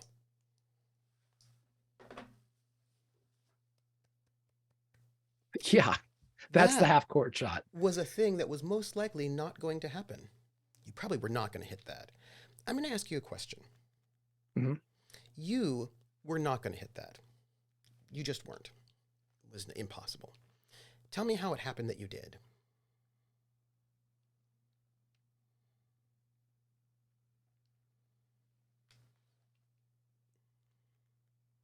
I mean, I would say not that particularly athletic, right? This is not right, your but I would thing. But how did it happen? This is almost this is the reality of a repeated memory. Mm-hmm. This is the pass that you dropped in high school that would have won the game. This is the test that if you just studied a little bit more for, you would have aced it and got into uni. Only he gets to redo it for the first time, and he knows he's going to miss it. He knows it. And then by sheer force of will, not using psionics, not using any telepathy or TK or anything, he simply, the way that he got through school, the way that he escaped the farm that he was on, all of that is focused. And though it was missed, he just didn't want that. Yeah. You didn't want it. And Val gets what he wants. Yeah. You wanted to. And this EMP grenade flies over the crowd, and the crowd now is beginning to scream, and people are beginning to push here and there. You can see it's almost in slow motion, and it's passing through laser lights, right? Because this is a nightclub, right? And this baby powder, and it flies over the And there's table. laser fire. And hello there. And it spins, right? End over end over end, and it rolls right in front of the person with the case. And then in a brilliant flash of light that hits everywhere, you can feel the pulse, like, and it goes out. And this person who was running, their legs were cybernetic, and they seize up, and they stick stock to the ground, and the case sort of shorts out, and they can't move. And that one can do nothing. Harlock, Why, yes. it is your second turn. Okay, The so runner is no longer a relevant. problem. Val's been injured. You've been slightly injured. The Baron and your big thug villain are hiding under the table at the moment. Having a moment. Yep, mm-hmm.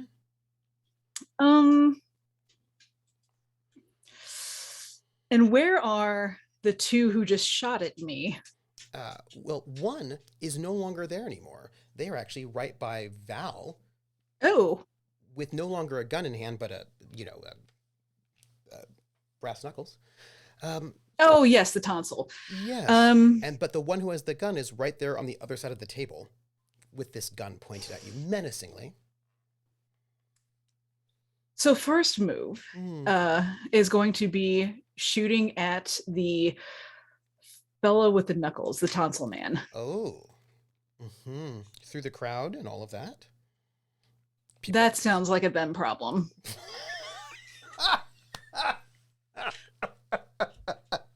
Everybody's running around. They'll get out of the way. Okay.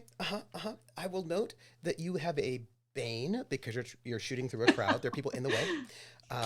But I'm fine with that.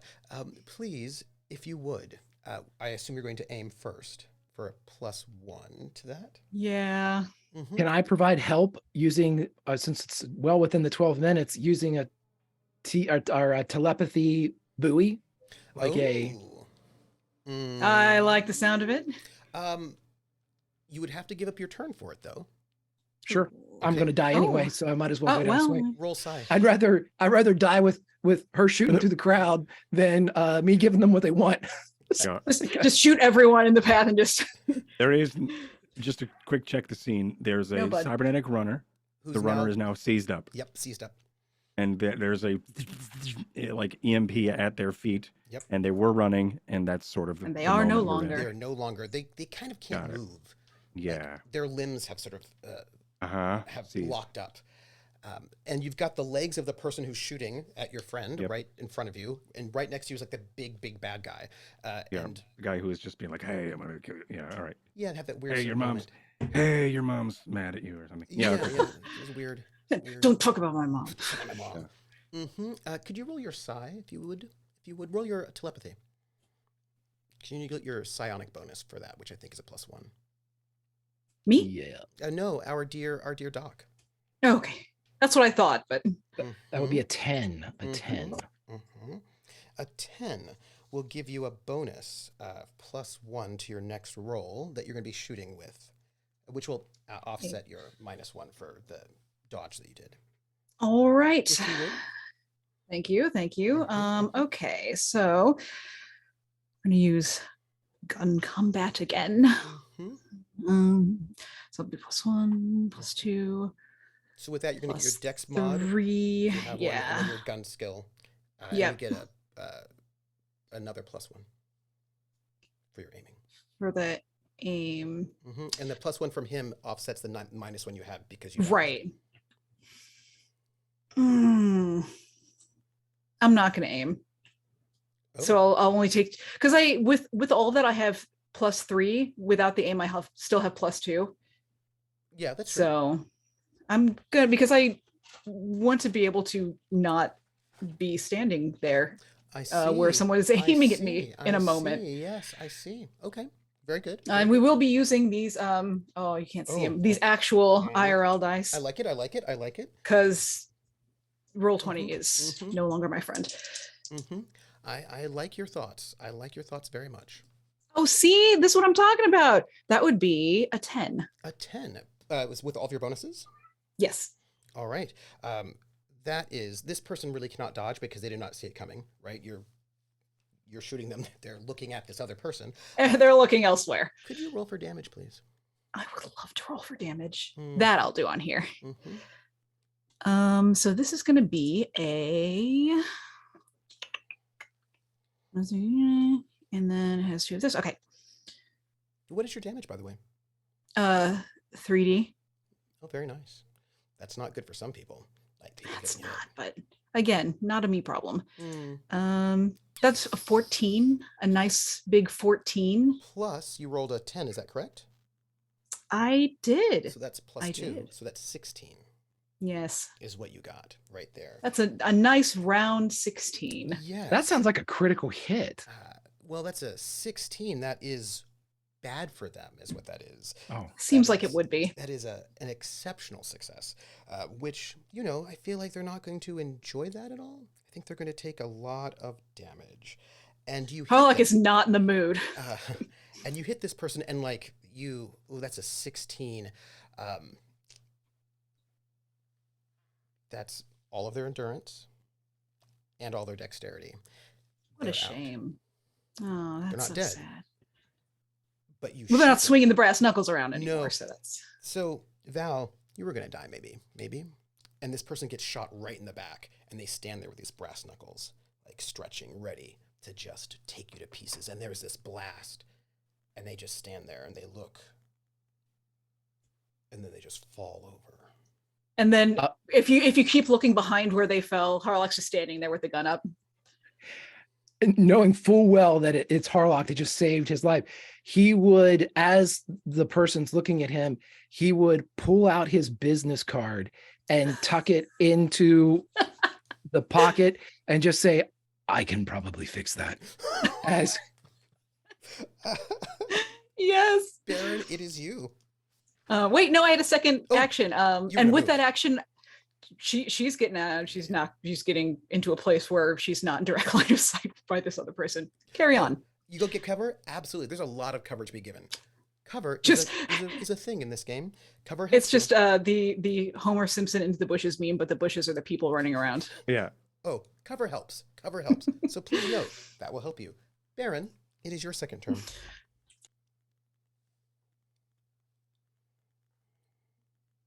So I'm under the table.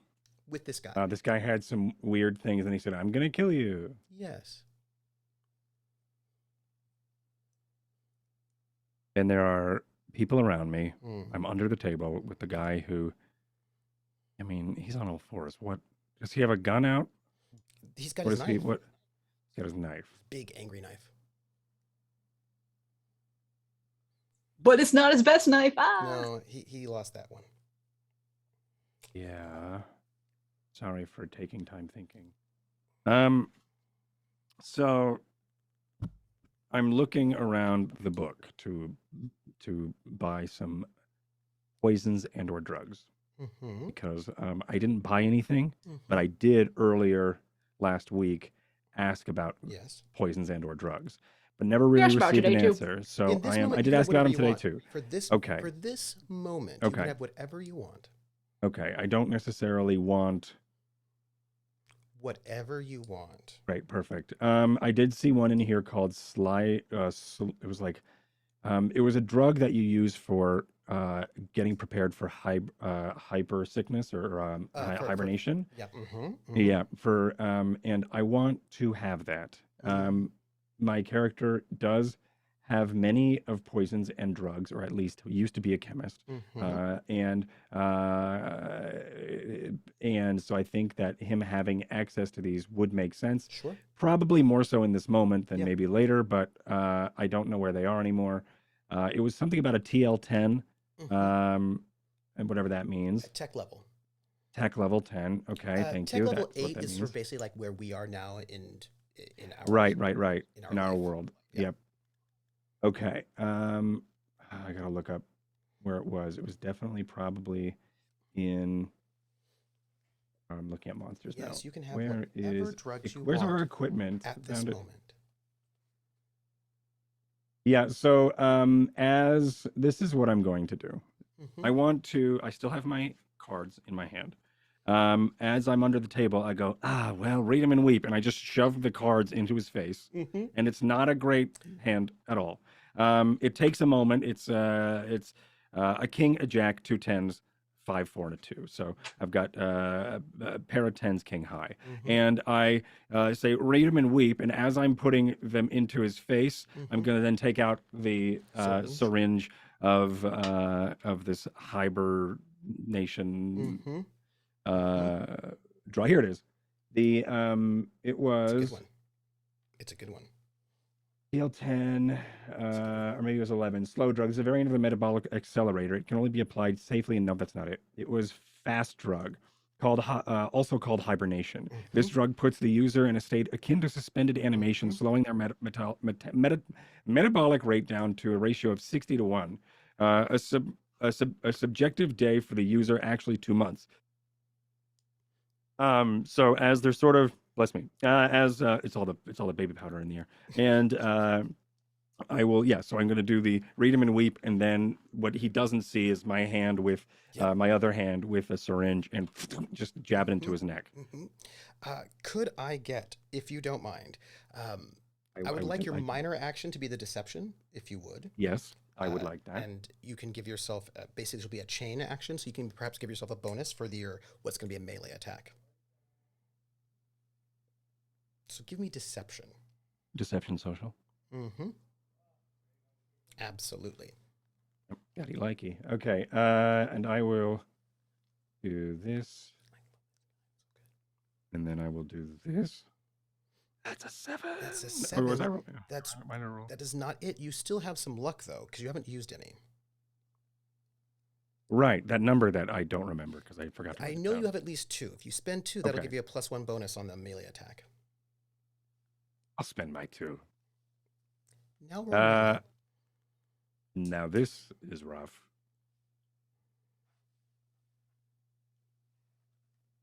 I have a -2 in this. So you're going to want now -1. I would say, I feel Dex like is you 0. could do strength or dex, whichever one you like. They're both 0. And then melee if you have it. I don't have it. But I am a jack of all trades. So it's a -2 or a -1. Chat? Someone in chat knows. It's for each level you get, you reduce that penalty. So it would So have been it's -3, so it would go to -2, but you have a +1, so you're at a -1 only. I have a question for you. Great, and I have an answer. I'm more confident with questions than I am with dice rolling, or answers than I am with dice rolling. I'm going to ask you a question. Would you like to use either your intelligence or your education as the base stat for this attack? Intelligence. All right, then. Please do. I'm attacking with intelligence. That's not normal, but go on. It's not normal. Hey, it is when you're attacking with science. It's true. I mean, if that's the case, I am going to be throwing syringes at everyone. I am going to be the combat medic from Team Fortress 2. Normally, you wouldn't be able to do that, but at this moment, I will let you. Because it's the episode 1, and you don't want to kill me right now. No. All right. For other reasons. Go on. I love it. So it's an intel, which is a 2, and now I have it was a -1, so now it's a +1. I'm just going to roll it like this. 2d6 +1. 10. Describe how Still you would have had it. do this.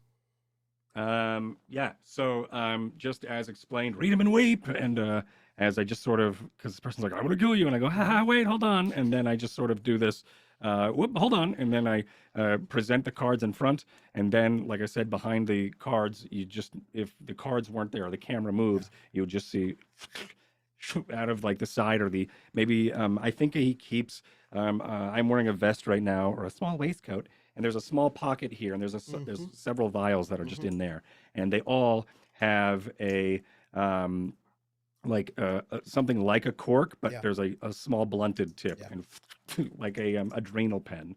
But I think that's how he sort of sticks into probably somewhere in their neck. Hopefully they're jugular. I think they're jugular because of the intellect here being the attack. I think the anatomical placement is probably where that intellect Yes. in. So he goes and places it there, and then just sort of waits until the full 6 seconds for the pen to drain, and then he crawls into the crowd, or it will probably next turn. Well, you did use intelligence. I did. Yes. So you do that, but since you use intelligence, that means something else happens. Okay. You flipped a switch. Somehow. Perhaps you did it knowingly or not knowingly. It's unclear. But you did. You flipped a switch. And then you hear it. Some sounds, perhaps. And it's sort of like, what would you say? Mechanical sounds. No, electronic sounds, more like it. And with a few switches and slots, everything melts. And you find yourselves in a room, bare, empty.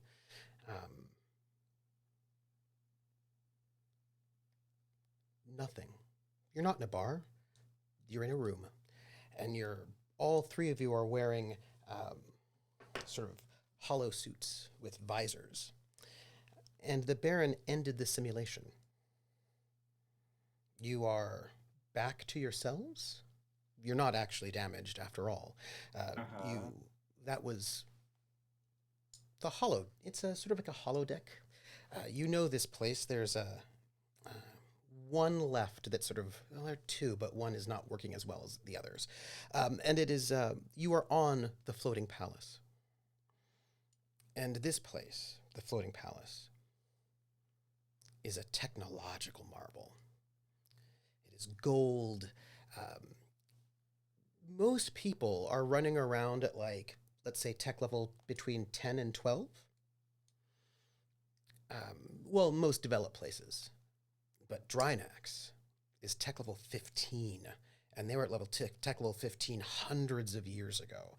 They're one of the most technologically advanced societies around. The only problem is they have had their entire world destroyed, so they have no industry or infrastructure anymore. So mostly all those things they have that were amazing and special are things they've had from 200 years ago. They try to maintain and keep, but they don't have an industrial base, so they can't build new things. Little things here or there. So this is a place that is the wonder of the world, but it is slowly dying. Still more advanced than many, many things, but not reproducible. And you all were on practice, and I believe, and I will ask if this is true, Harlock, was it you who suggested that our friends go through this simulation? I mean, we're never going to be prepared for situations like this unless we practice.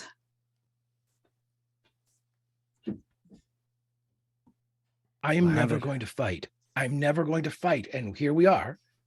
And it's a fighting simulator. Listen.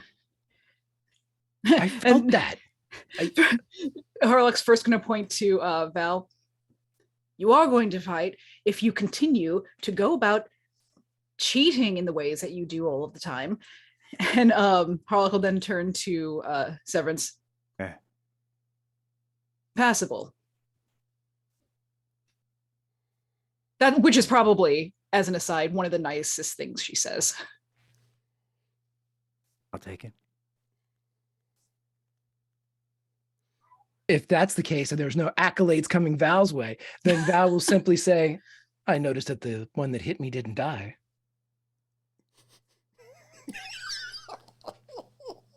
Yes, well, and maybe you can pass out your business cards to anyone else that I keep from killing you.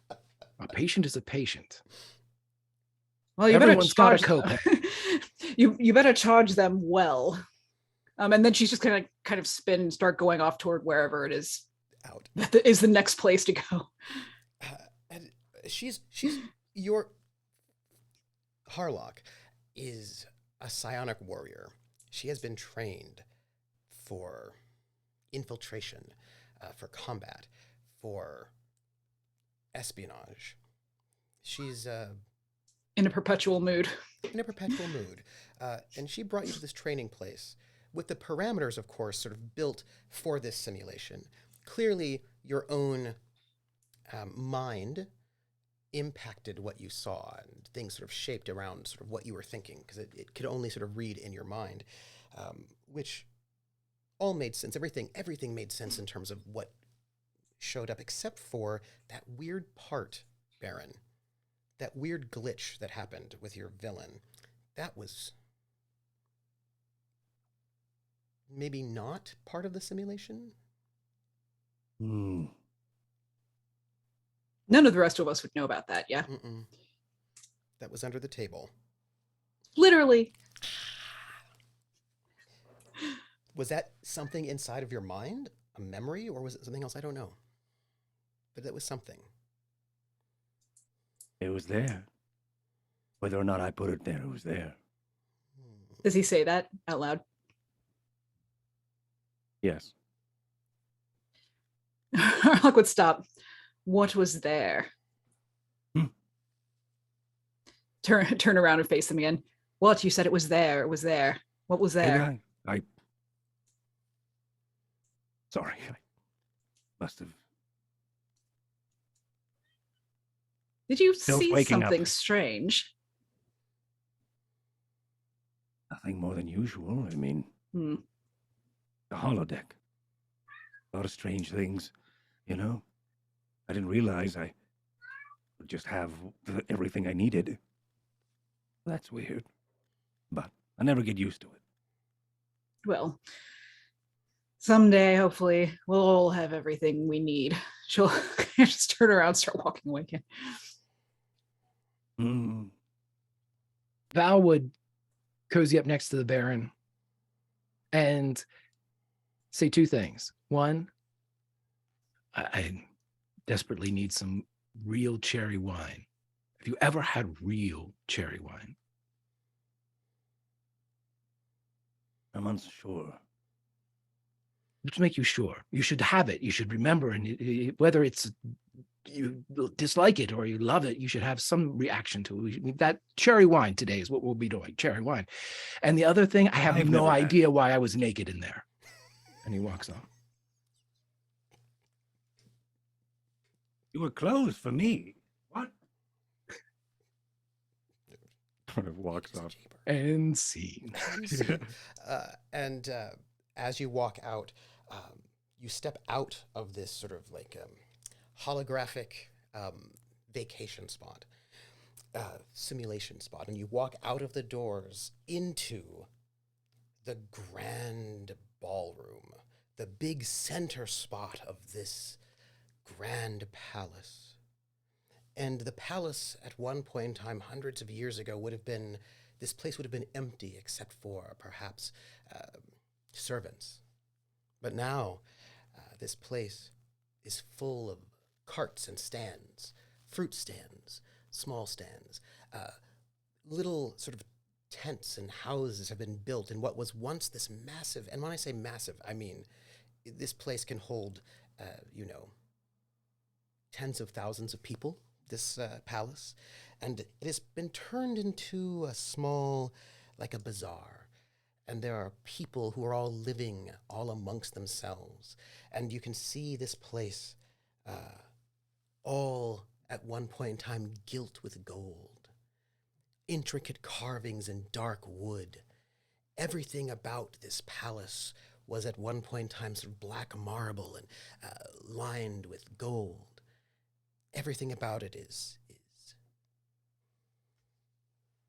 or was beautiful.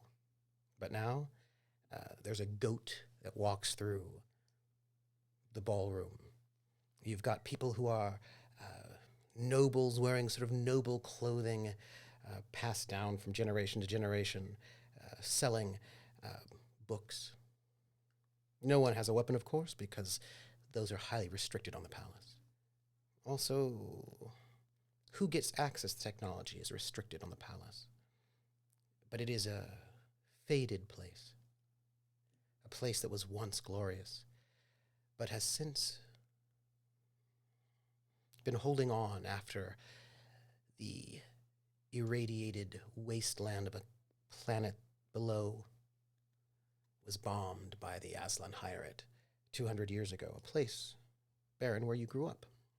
You didn't grow up in a garden, whatever that person said. You didn't.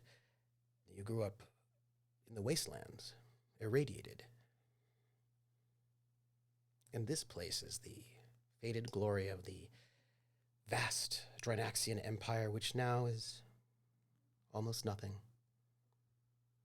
And I suppose as you all ponder this, someone runs up to you with a bit of a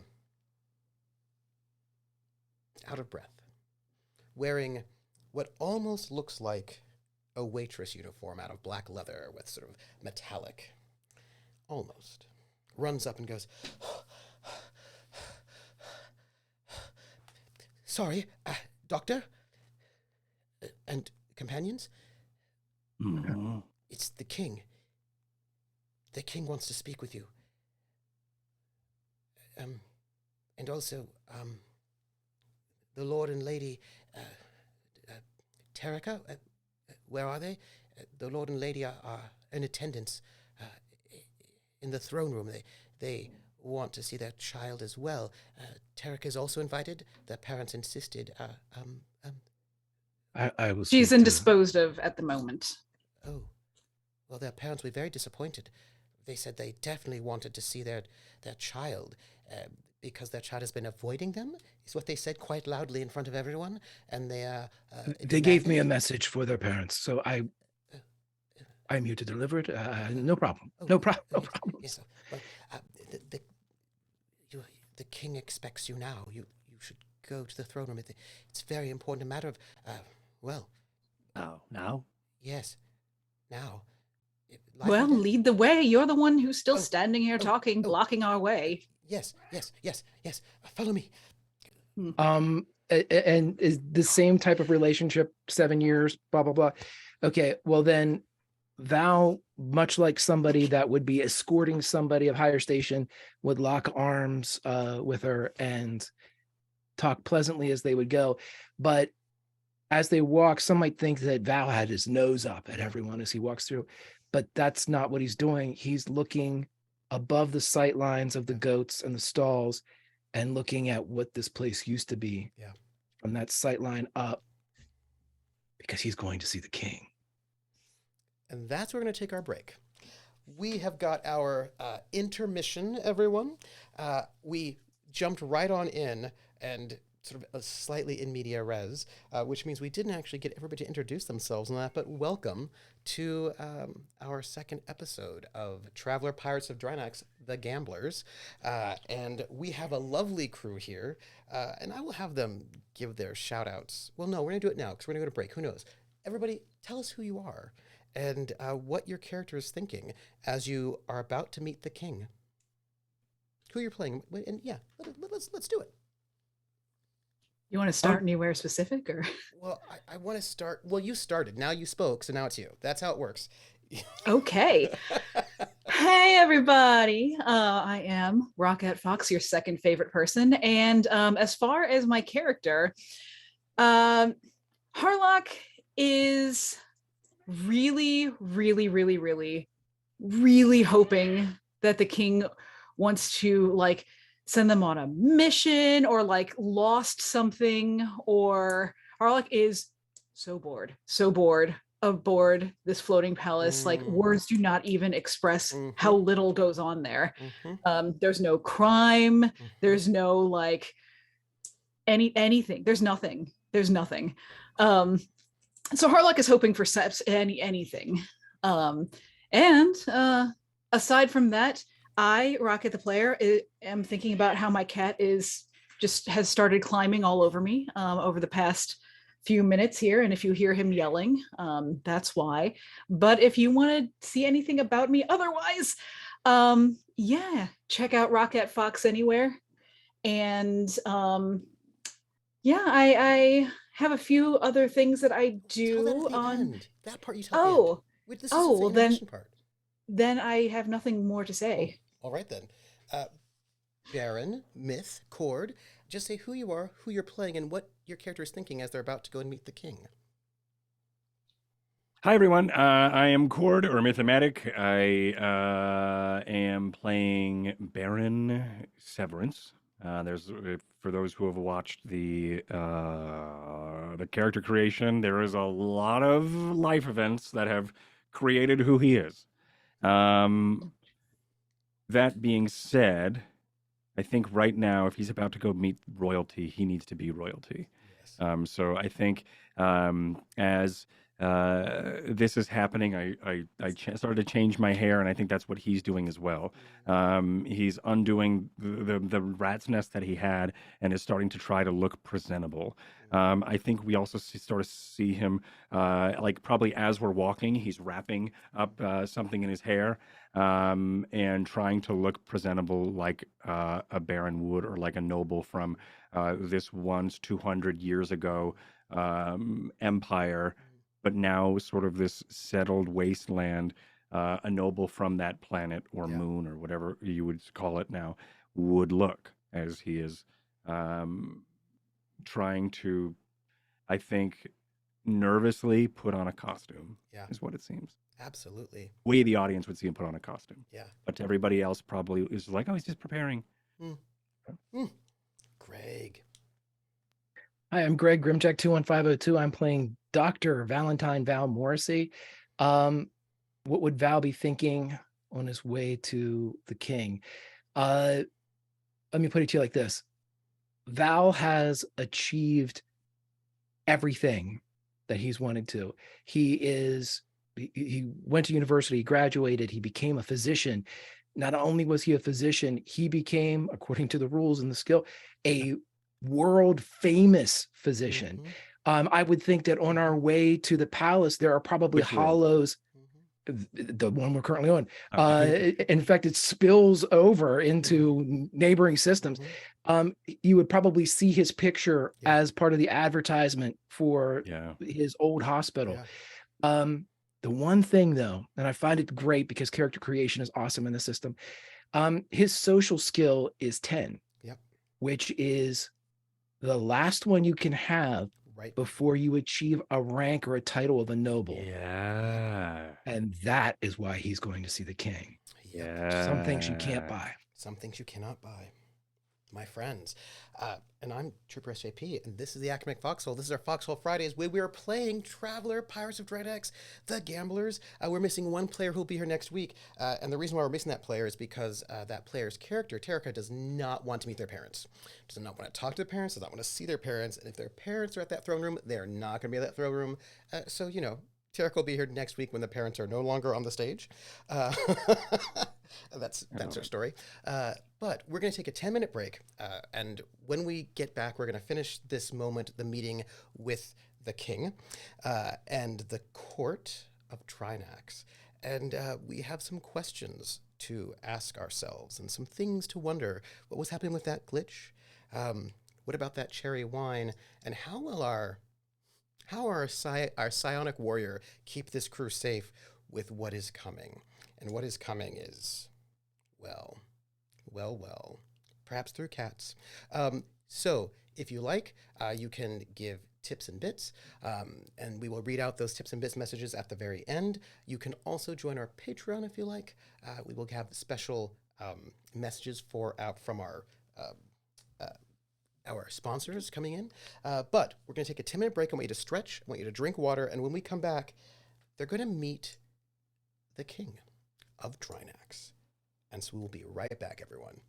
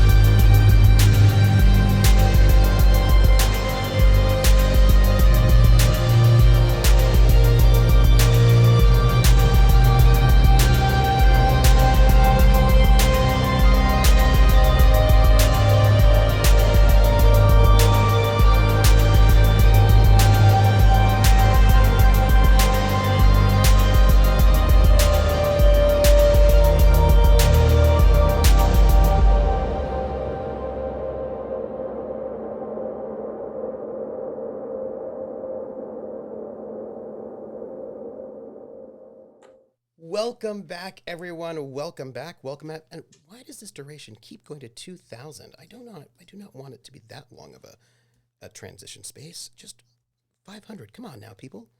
Sorry, sometimes the transition doesn't do what I want it to do. Welcome back to our second part of episode 2. We don't have a title yet. I think we had some that were, EMP or EMT, I think was one of the suggestions for titles. Or heavy sigh with a P. Heavy sigh. Heavy sigh. Yeah. Mm-hmm. Mm-hmm. Oh, Which I'm pushing for. so good. When we last left, our protagonists were being invited to speak with the king. And that is something rare indeed. And I'm going to let you know a couple of things as we walk that way and talk that way. That was Aerosmith. So, Thank you. you're welcome. Who does look like a lady? Right, that's what I'm saying. So, Drinax, or really, the more official title for Drinax is, I believe, I want to get it right because these things are important. The official name of the Kingdom of Drinax is it's like the Great Dragon Empire, the Star Dragon Empire of Sindal in Exile. That is the name of it. Rolls off the tongue. It does. You see, a few thousand years ago, there was a great empire in this space called the Sindalian Empire. 2,000 years ago, perhaps? Very powerful. They ruled this entire space. They were, however, not great, a little tyrannical, not so nice. They eventually fell. And in the wake of their falling, a number of different star worlds in this space sort of created different, all claimed the mantle of the Sindalian Empire. And Drinax was one, calling themselves like the Star Dragon Empire of Sindal in Exile. They're the ones who really sort of held up the mantle, and they came to rule this entire space. And they ruled for hundreds of years, doing quite well, being successful as they were. Technological, powerful, interesting, a place of art, science. The Hanging Gardens were famed throughout the entire sector. But the thing about this, now, if you would, I'm going to show something to the audience, and I would like you all to see it as well. You can't see it right now, but if you'd pull up the traveler map, as I did ask, I do believe I can show you this as well over here. Let me take you all over here. This will be something that, I can show you this way as well. This is fine. But I can show the audience this. So, there was a great empire, the Sindalian Empire, but it has since fallen apart. And now you have this sort of stretch of space which is unaligned. Now, where is my... There's the old Sindalian Empire. And if we can scroll just out a little bit here, our audience, you can see the big yellow spots. Those big yellow spots, that's the Aslan Hierate, a large and expansive and expanding empire of these sort of lion people who value not so much money, but very much land space. That's the large yellow empire. And if you see the large red bits of space up there, that is the Third Imperium, the other very, very large and also sort of expansionist empire that is just hanging out right there. And if you notice, right here in between those two large empires is the space where Drinax is. At once it was a grand empire, now it is gone. If you can, there are some other people out here hanging out. that whole blue area is the Zodani, who are psychic people who are also somewhat expansionist. There are a lot of very large expansionist star empires hanging out, a lot of them. And the thing about where Drinax currently is, it's the Tliwaha sector, which was called Drinax, but Tliwaha is the Aslan name for it, because the Aslan have, well, what happened was this. So if you notice, my viewers, you have right here in the Tliwaha sector, or on the map that you all see, my players, you'll see the Tliwaha sector right there. You have the borderland. Here it is right there, the Tliwaha sector. This is the Aslan Hierate, and right up here in our red space is the Third Imperium, and they're just a little stretch of stars in between them. And that stretch of stars at one point in time was the Drinaxian Empire. And what was great about being the empire, the kingdom, was the kingdom of Drinax between those two spaces, that if any kind of trade would have to go through you. And Drinax was that center spot where all the trade went through. The Aslan and the Imperium would have to go right through Drinax space, and Drinax, charged fees to go through that space. And they did quite well. They did for a while, until the Aslan Hierate sort of got tired of paying fees. And what the Aslani did was they flew their warships in, and they took all the planets that belonged to Drinax, and they sent their ships in, their warships, and they destroyed, with nuclear weapons, Drinax. They bombed that entire place, and here's Drinax right there for our viewers. They bombed it. They made the entire place irradiated. Nobody could live there. Well, people still do, but they destroyed it. They bombed it. They bombed it back to a prehistoric time, but they did not bomb the palace.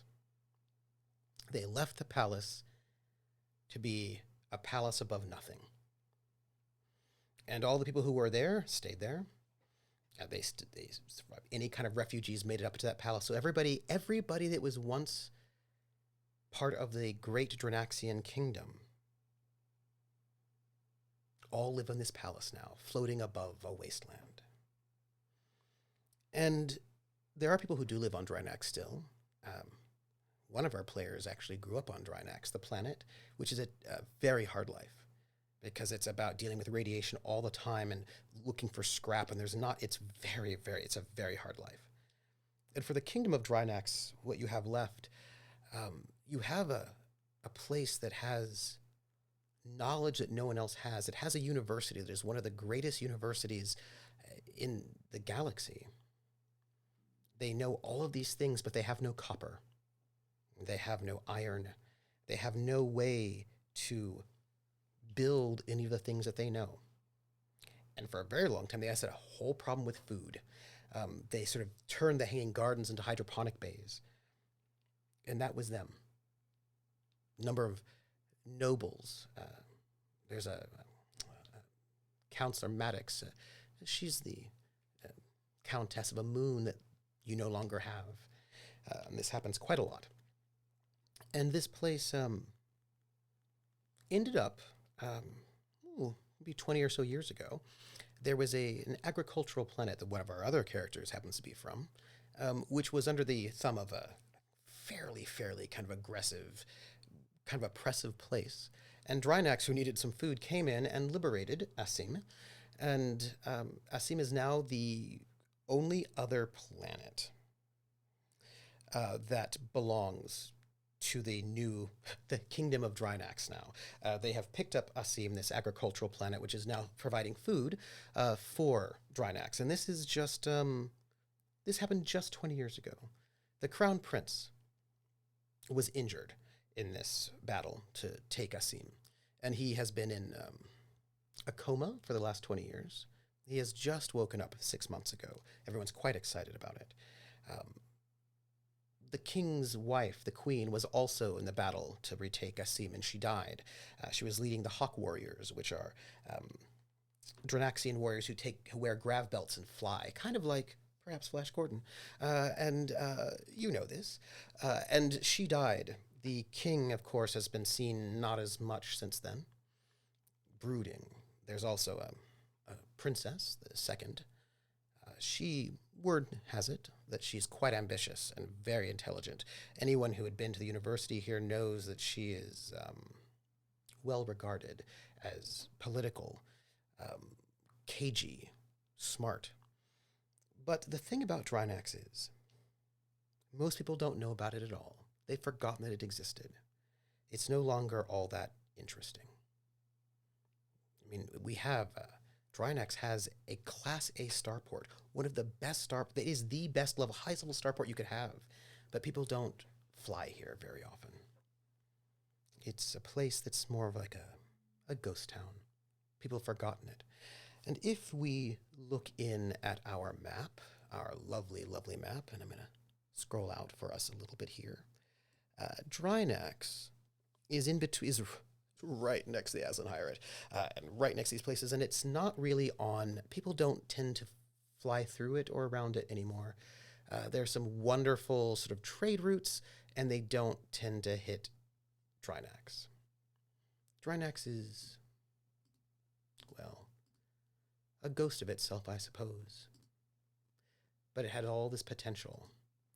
And the thing about potential is that sometimes those dreams can reemerge. And at this moment, you have been invited to speak to the king himself. And my dear, wonderful chat, I don't think you can see, I don't know if you can see my cursor. You might be able to, I don't know. But here is our little Drinax right here. And my player's Drinax is right there. And right next to it is Asim. Sort of bypassed all of those trade routes. There's a trade route that heads, from Ogma and to Torpol and Clark and Blue and goes all this way into, it's a really nice one that kind of hits from Sagan to Ace. Well, kind of avoids through Ace, right? And all the way up into Fist in the Third Imperium. So there's a really great trade route that will go all that way up and around, but it doesn't go by Drinax, because who would go to that dead place? Well, you all going to this dead place because this is where you live. This is where you live. So, as you sit walking through this place where the great tapestries were burned for fuel at one point in time, you are sitting outside of the throne room, waiting, with people coming in and out, traders. You don't know why you're being called. Perhaps it's something to do with the Crown Prince waking up again. Who knows? But for some reason, you four are wanted, and you are sort of asked to sit and wait until the throne room will open for you. And I give you this moment to ponder what you have to say at this moment to each other while you're waiting. Val would be pacing back and forth quietly. I think Harlock would be seated, kind of leaning back if there's any sort of what once would have been a window overlooking a really beautiful, lush planet that's now kind of just overlooking the desolation, kind of just sitting in the U shape, probably picking her nails with a knife or something. Mm-hmm. Would address Val, though. You're making me nervous moving around like that. I am nervous. Well, now you're making me nervous. Good, that I have company. Hey. Whatever they say in there, just go with it, all right? What do you mean? Are they going to say something that I shouldn't go along with? No, no. I'm a baron. Okay. Sure. All right. I need to dress the part. Okay. Hopefully this doesn't make you any more nervous, Doctor. I'm just going to go see the king. That's all. Hey. Just gonna see the king.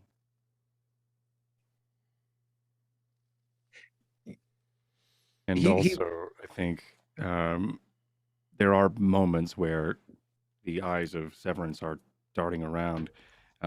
He is not pacing like Val is, but I think his eyes are. I think that's where a lot of his anxiety would express.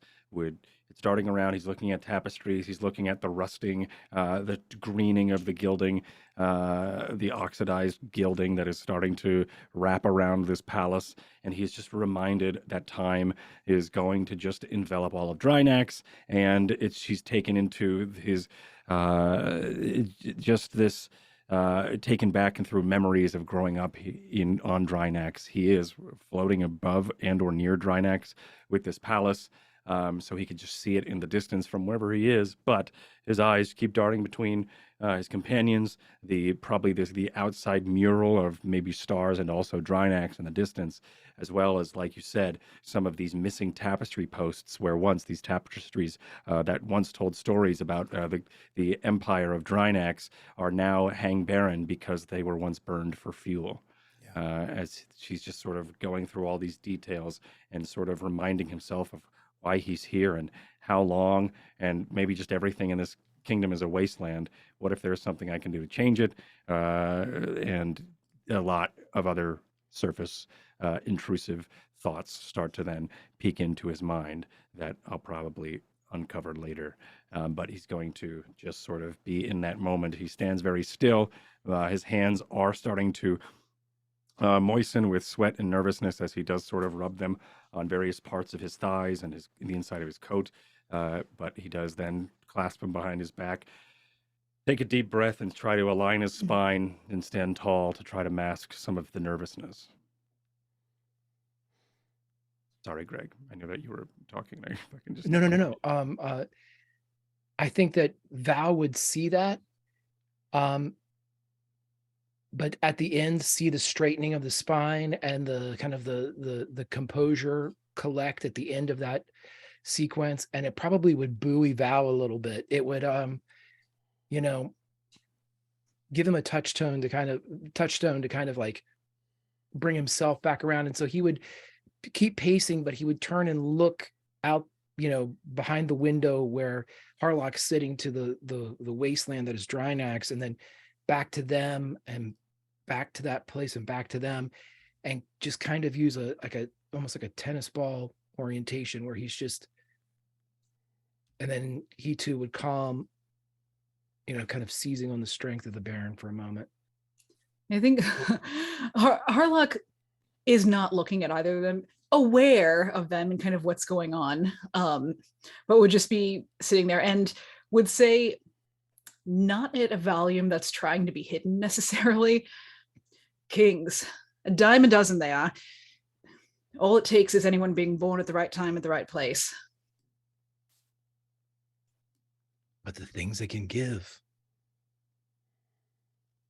they can bestow gifts.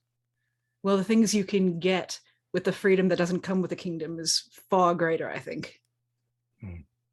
It's better to have wealth and power and not need it than need wealth and power and not have it. Yeah. No. I understand. There is more to the luck of being born into your royalty. There's leadership as well. And that is learned. And Harlock would kind of swing her legs around and then be sitting like kind of leaning forward, elbows on her knees, and using the knife as a gesturing tool. "You mean to tell me you think that every king is a good leader?" No. Not every king. "You mean to tell me you think most kings are a good leader?" You don't have to be schooled in order to be born into a royal family. I never said any were good. I'm just saying it takes more than just being born to have power. Maybe to have power in the places that count.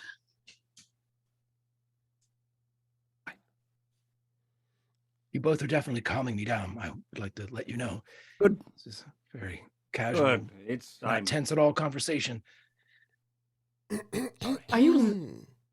You hear somebody clear their throat, and when you turn, you see an older man and an older woman, quite thin, wearing long robes, and they both have small circlets around, and they are dressed so fine, and you can see a crest, and they look a lot like Terrica. It is very clear that these are Terrica's parents because the family resemblance is remarkable, and they are standing with a kind of a... So remarkable they look like each other. Yeah, yeah, you know? You're like, oh. What are you doing with your... How's your family tree? What's it look like? Oh, no! It's a branch.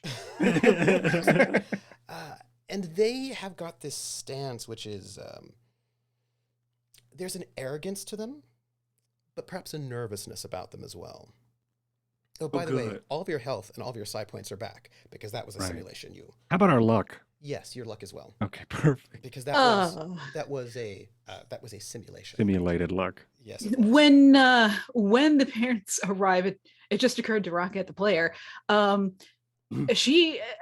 did in fact help Terrica pull one over. Where she was pretending to be someone else. So as soon as they come out, she would probably recognize them very quick and would just like kind of turn and like lean over on the window thing like she's looking down at the planet. And they'll be like, if you'll excuse me, says the father. And they turn to the Baron. Hello, how are you? Yes, Your Grace. And they each sort of give you a nod, sort of official. Now, whenever the Baron does that voice, you just see like Harlock coughing a little bit. Now, like, what is the Baron's official name? Baron Aloysius Merrymore. Now, I will say that as the Baron Aloysius Merrymore, people who know you as the Baron do not know that you're from Drinax surface because that would make no sense. They think that you're a visiting noble. Baron of the Imperium. Indeed. No, Baron, it is a pleasure to have someone from the Imperium in the court of Drinax of the great Star Dragon Empire. We have heard that you have been about. It is said that you were studying or something. I'm not certain, but nonetheless, it is so good to have someone from the Empire here to grace the Star Dragon Empire. Is this perhaps word that there might be some sort of trade or... Well, yes, that's what we're hoping for. We're hoping for trade. Oh, very good. Established roots between the Empire and here. Oh, yes. I feel that seems to be quite good. Don't you think? And the wife, as she turns, she goes, yes, indeed, I do think so. It is a pleasure to see you. Now, we have come, my husband. Pleasure is mine. And she stops for a moment because she has not been treated this well in a moment, it seems. And she puts her hand out for you, Baron. I gently hold her fingertips and then kiss the top of it. Then she smiles. She says, and she just looks at her husband. She says, the Empire understands nobility. Speaking of nobility and understanding it, Doctor, where is our child? They regret to inform you that they are busy at this time. Lord and Lady Terrica, They pass on their best wishes and regrets.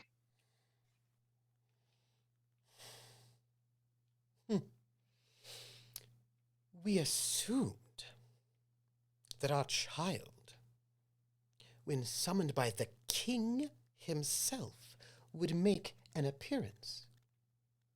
Then that very omission should be proof positive that the situation is beyond their control.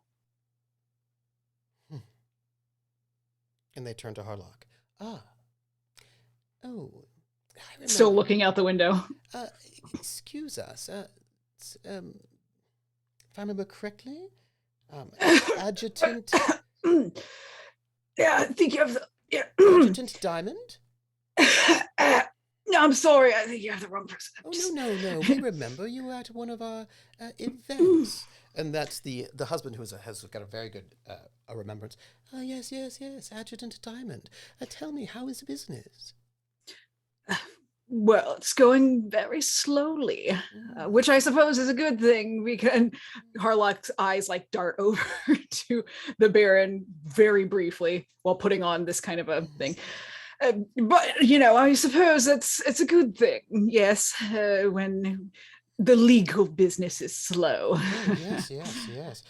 We have to say that we found that your legal counsel was invaluable, and good. Yes, we also have heard that you have been doing. We must say that have two imperial guests, and the Star Dragon Empire at this moment is quite lovely. I feel as if perhaps things are looking up for the Star Dragon Empire, and when things are looking up for them, it'll look up for all of us. Yes, of course it will. And I hope that things continue to look up for the both of you as well. And Harlock will take the father's hand, just kind of reach over and grab the father's hand and delicately by the fingertips and kind of like look back over. He waits for you to kiss his hand. Oh wait, pretty much repeating what the Baron did with the wife. And he feels quite happy that he's also getting good treatment. When the hand is kissed, is there any way that I can get a freebie telepathic communication to? To whom? Harlock. Please roll it. You'll have to go. Both of you will need to roll. Okay. It's worth it. I'm doing it. It's worth it. I want to imagine like they probably chat a bunch. Mm-hmm. And then just like right. Almost before he can say anything, it's just like not a word. Roll it. I'm gonna roll. And whoever gets the highest, 2d6. That's how many minutes. Okay. Mm-hmm. I got a 6 plus 1. 10. 10 minutes. A big old 10. 10 minutes you have. Yeah, you would feel that tingle. It's like a snowflake touching your brain. And as soon as you're moving in to kiss his hand, you would hear, "I'm never forgetting this. I'm recording this picture in my mind. I am never forgetting this moment. Slow it. Do it slow. Slow it down." You just yes. And Val would just hear this. Val would just hear, "I know where you sleep. Never forget that. I will be sleeping with a smile on my face, dreaming of this." Oh, Adjutant Diamond, and so they sort of like, "Well, we are not given an audience, but and they sort of nod to each Baron. And the husband goes, "Baron, if you don't mind, we shall be having a soiree at our estate. And you are, which is on the third quarter, second floor. We have a number of rooms. You will, of course, be invited along. We love to have diplomatic and influential people. And indeed, after all, things will be changing, we've been told, about the Star Kingdom's fortunes. And we would like to be right there when it does happen." Very well. I will, depending on how this meeting goes, I will make my plans accordingly.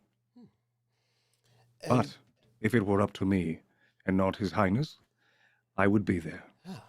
Well, excellent. And they leave, and clearly they are maneuvering, because you all seem very important, all three of you, at this moment. They're upset their child is not here, because clearly that was part of their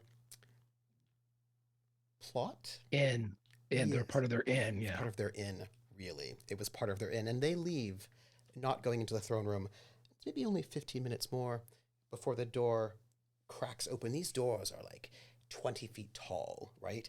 And amazingly intricate, sort of like carvings of winged dragons. It's sort of very impressive. And they crack open, and a person, sort of a human, sort of stands there in a sort of a small black uniform and goes, I am to announce you to the court. Please follow me. And the way is opened for you. I think Harlock would just shoot a dirty look at Val and start following the attendant. And this person steps inside, and inside, it is one of the few spaces not jam-packed with things. Many of you have been here before, not here in the throne room, but have been on the floating palace for quite some time. Everything is crowded in this sort of complicated way. And this place is open. The floors are tiled with diamonds. Sort of diamond tiled floors. And there's an open balcony that stretches for like 100 meters. And outside you can see what would have been once an amazing vista. Now it is something a little bit less so. And there are statues all along of great heroes flying. This place is your feet echo as you walk. And at the center of this massive throne room, there is a throne, 15 feet tall, of a large dragon. And right next to it, there's another throne. And that one is the throne itself, if you think about it, it's actually like one big platform, right? You can have sort of two chairs on this large platform, sort of flanked by these sort of carved dragons, carved in obsidian and marble. And on these two thrones, I'm not talking to you. And on these two thrones, you have two figures. On the left, you have the great King of Drinax. And I want you to imagine James Earl Jones. Late age James Earl Jones. Rotund and large. And Got it. yeah, right? So like that era James Earl Jones. And the king, Oleb, sits on this throne in grand finery, looking a little bit older than maybe perhaps you might imagine. And next to the king is the queen. The queen, of course, as you all know, died 20 years ago in the battle to liberate Asim. So this is not actually the queen, it's a statue of the queen, painted lifelike. Her face claim is Michelle Yeoh. And there is this painted statue of the queen sitting in sort of like light battle armor on this chair right next to the king. And the statue's hand is placed on the arm of the king's throne. And so he can put his hand on hers. But she's a statue and not the queen at all. But she looks exactly like the queen if you've ever seen her.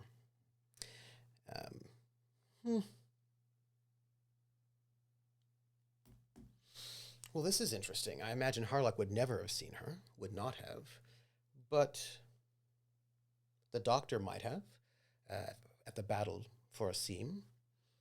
Severance might have, being a traitor in rags on the planet's surface. trade might have come. Had either of you two seen the queen before in a distance? I would say that Val would have. This would have been, he'd have been a boy. But she would have probably started him on this journey. Hmm. She was living royalty. And she fought for him, for his land and life. And I would think that in that moment, the nervousness that Val had, the pacing and the anxiety would probably melt away, and he would stare at the queen. And if there is an honorific to be given, whether it's bending the knee or bending at the waist, whatever, he would do so to both the king and the queen. Did Severance ever see the queen? She was one of the Hawk Knights, so she flew. She would sometimes accompany trade groups. I mean, she's a queen. She didn't have to, but she did. She would sometimes accompany trade groups down to the planet's surface. What was her involvement with the Imperium? Not at all, really, because after all, nobody comes to visit Drinax anymore. Having a Baron here is pretty special. Of Then course, no. You weren't the Baron then. You were just some unknown person on a Then wasteland no. planet. I have not. And so, in this place, open, empty, impressive, there is the crier, the king, the statue of the queen. The prince is not here, neither is the princess. It seems rather empty, except for one woman. You may not notice her. Perhaps you would, perhaps you wouldn't. She's dressed in a business suit. Gray, sort of gray pantsuit. She's older. She looks to be in her 60s, perhaps. She looks like I don't know, an official, perhaps, an accountant, maybe.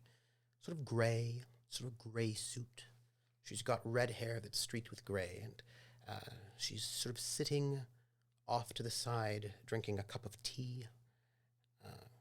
Not particularly flashy or interesting. Her clothing is decent, not particularly noble or poor, just sort of nondescript. And she sits there at this small side bench with a cup of tea and a small cookie, just sitting, not really, just sort of paying attention to what is transpiring. She does not seem armed in any way. Her clothing does not seem to be a weapon of any, or armored in any way. She just sort of sits. All of you have been here on the palace for quite some time now, traveling here and that. Some of you have actually been away and back and forth. None of you have ever seen this woman before, whoever she is that is able to have an audience with the king. And the king sees you and waits, and the crier says, announcing from the Third Imperium, from the planet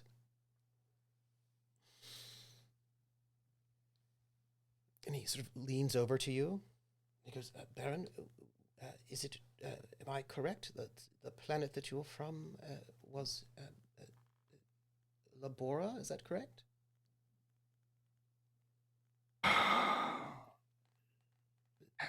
Yes. And he takes out like a small little pad, and he looks through. No, I'm sorry. I'm sorry. Mirage, is that right? I'm sorry. Labora, thank you. The Baron of the Third Imperium of the planet of Labora, Aloysius Merrymore. And he steps aside for you to step forward. Steps forward, a grand gesture is made, and then a bow, a deep bow. Presenting the great and well-known discoverer of new knowledge, Dr. Valentine Morrissey. Val would step forward, and at this moment, he would, again with the honorific, bowing at the waist, and then also extending the same courtesy to the effigy of the queen. Presenting Lady, Lord, Laird, no, leans over. Is Noble Terraca not here? Indisposed. They're not here. Send their regrets. Yes. Regrets are sent. The noble Terraca is not in attendance. And the crier leans over to Harlock and goes, and in Zodani says, which persona shall I announce you as? Harlock. Title? The. Yes. And the last requested, the Harlock. And Harlock would step forward and kind of just do a curt nod to the king, Majesty. And the king sees you all and goes, I want to thank you for coming to my summons. Crier, you are dismissed. And the crier sort of notes that will leave the king completely alone, except for the woman, with you all, and seems a little uncomfortable, but just leaves. We are fully alone here for business. Of course.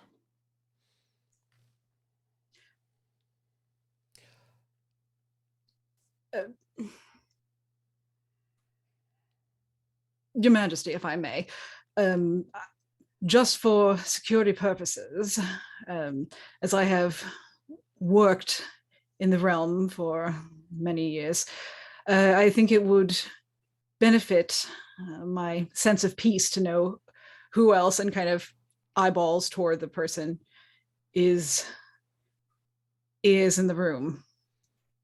Well, this is someone who, I would say, needs no introduction, but that is not exactly true.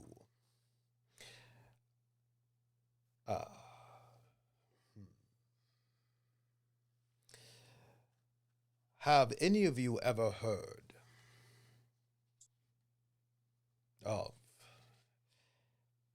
the terror of the spaceways, Margaret Blaine, the most dangerous and most wanted pirate for more than 4 or 5 sectors, ruling the spaceways with cutlass and fear? From say, what year is it now? It's 1105, so, some 70 or so years ago. All of you might be too young to remember the great terror of the spaceways. Have you heard the stories?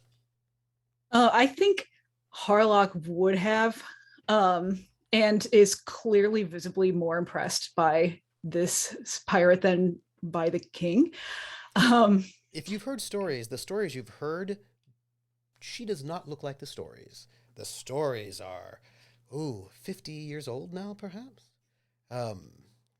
Really, first off, this woman looks like she's about 60, and the stories you've heard is that no one has seen the terror of the spaceways in about 30 years, but this pirate had like a reign of terror for like 40, 50 years before then. So really, like, I don't know, 70, 80 years ago is when their reign started. And all the stories would tell you that this person like was just like a fighter that could like wade through huge numbers of people, who was like a pilot like no other, who could like sneak up on you on a spacecraft and you wouldn't know it, and had a flotilla of like 9, 10, 11 pirate ships that they commanded. And they would like take this whole fleet. Rumor has it that they took down entire starports with just their fleet, that no one was safe from their reign of terror. And, here at Tella, they were, I don't know, but 7 foot tall and 18,000 pounds of muscle, and they breathed fire, like the stories that you would hear of the great terror of the spaceways. Do not match this very unobtrusive and almost forgettable woman. I think Harlock would turn and look at this woman. Is this true?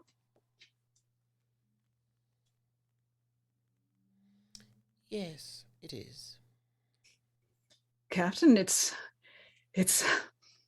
an incredible honor. And Harlock would actually bow to this pirate woman. And this woman, Margaret Blaine, she stands and she walks over to you. She looks up and down. I've heard all of your stories. Yes, well, some of them are true, some of them are exaggerated, and some of them are, well, let's just say the best stories you haven't heard. I certainly would want to at some point. You would definitely seem at least a little shorter than the 8 foot I had heard when I was growing up. But I was still cutting a very impressive figure, of course. You are the Zodani, yes, that I have heard about from my contacts? At that, Harlock would look at the king, because whilst we are in neutral territory, they're not exactly welcome. And so kind of nods to her, to the pirate queen. I come from a very knowledgeable background. She nods. She's like straightens out her back a little bit. And she says, yes. And she goes, Your Highness, this one is a good choice. I think it makes sense.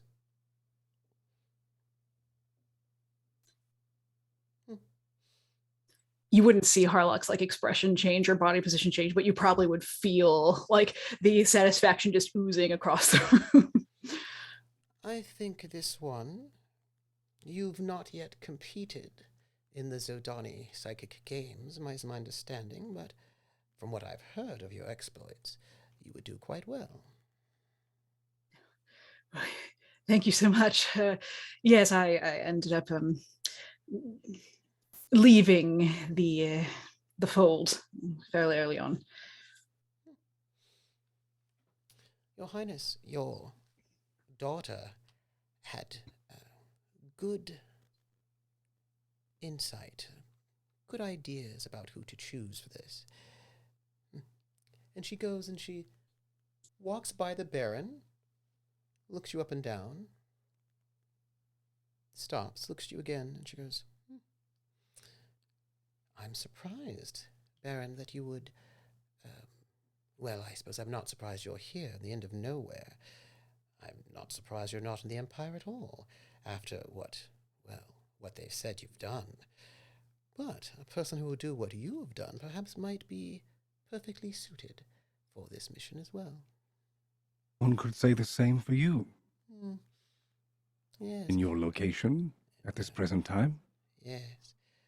Well, tell me, Baron. Well, I suppose I shouldn't ask that question till the king makes his offer.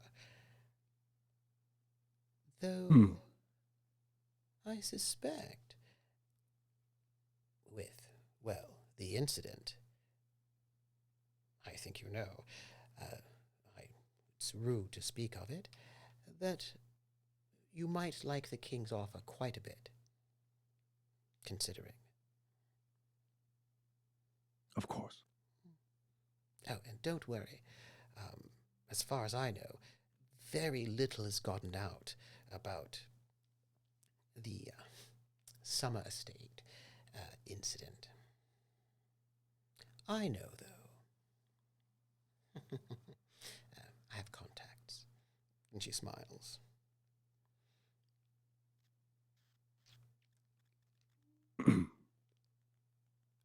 Imperial nobles. And then she walks by the doctor and she goes, Dr. Morrissey. Captain. You're quite famous.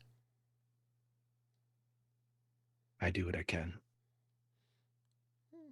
Some would think that you would not be one to take up this cause. And the king sort of like, because clearly she's hinting at what he wants to announce, you know? But, I wouldn't be surprised if, by your accent, you might find this a bit more interesting. Asim, yes? Yes. Barely detectable. I think most people wouldn't pick up on it at all. Just the lightest hint. Quite the ear. One has to have a good ear in my business. Well, if you'll excuse me, I'll be sitting at my perch, watching how this goes. And she walks by, and as she does, Harlock, she walks right past you, and she walks that close to you, her shoulder almost touching yours, but not. It's a very close pass-by that is a sort of, it's not threatening. It's a sort of, some sort of sign of weird respect, I suppose, if that makes any sense, that she is willing to be within stabbing range of you, let's say. Sort of an ease. And she sits down on her perch, and the king goes, well, if it is time, I have called all 4 of you here with counsel to tell you something amazing. I have been given information from those who know things that each one of you, and noble Terraka, might be especially interested in what I have to say.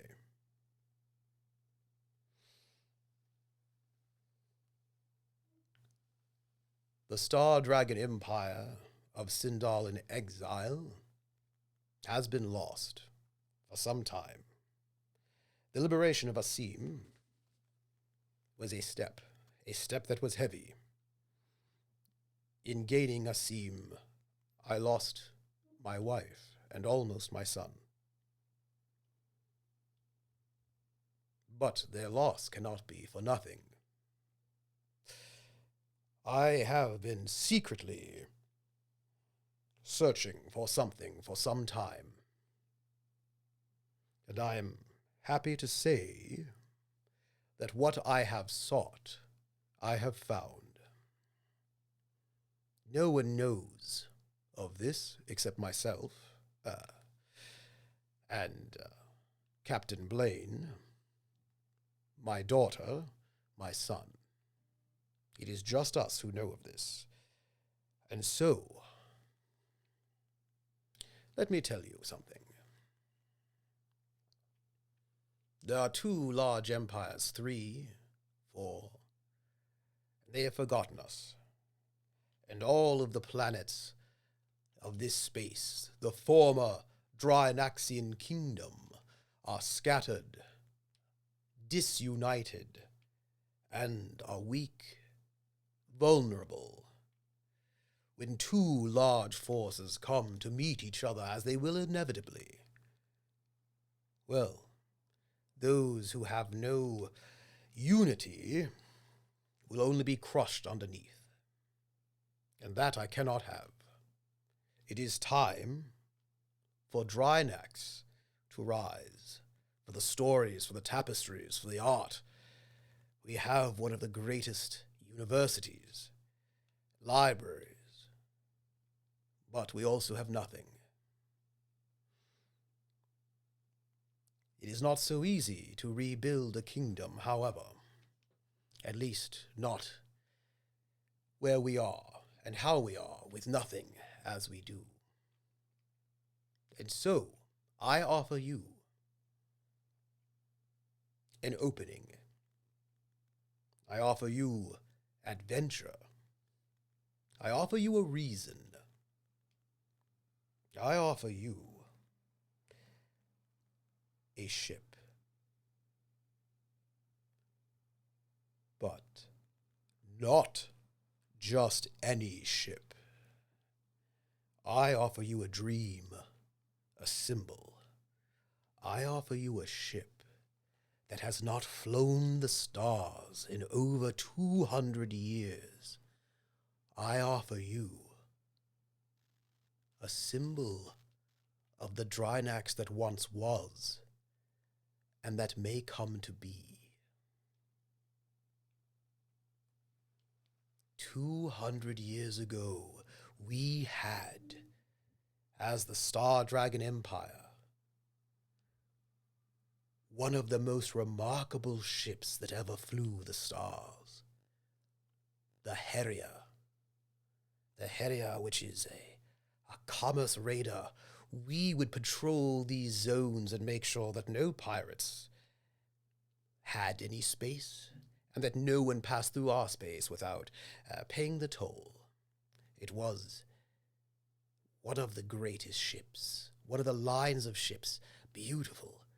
It had within it all of the beauty of the aesthetics of the Empire, as well as the power and force of it. But it was lost as we were all destroyed, an entire fleet destroyed, as Drinax burned. But we found one left. One floating, and it has been recovered. This ship is not just firepower, not just speed, not just something remarkable and beautiful. It is a memory of what could be again. And each of you, and noble Terika, represents something important. You see, noble Terika, I do not know what they are, is a noble of Drinax. And noble Terika should be in this offer. Dr. Morrissey, you represent someone from the first planet we re-liberated, Asim. Without Asim, there can be no Drinax. And so you, good doctor, knowledge, represent that. Baron, you, I know, where you grew up, shall we say. And where you grew up, that makes you someone very important to me. This symbolic moment can only happen with you as well. And the Harlock.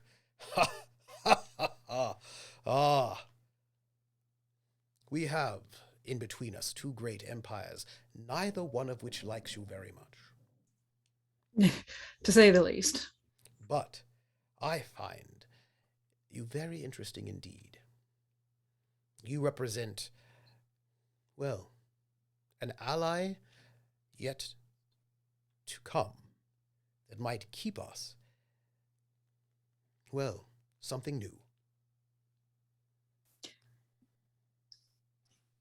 I thank you, Your Highness. I would like to offer each one of you this ship. I think perhaps It'll be named something interesting. And I want to offer you something else. And he pulls out a scroll from his robe, and it's long, and it has a ribbon and a seal. It's made of parchment. And he puts his hand out above these steps to this group.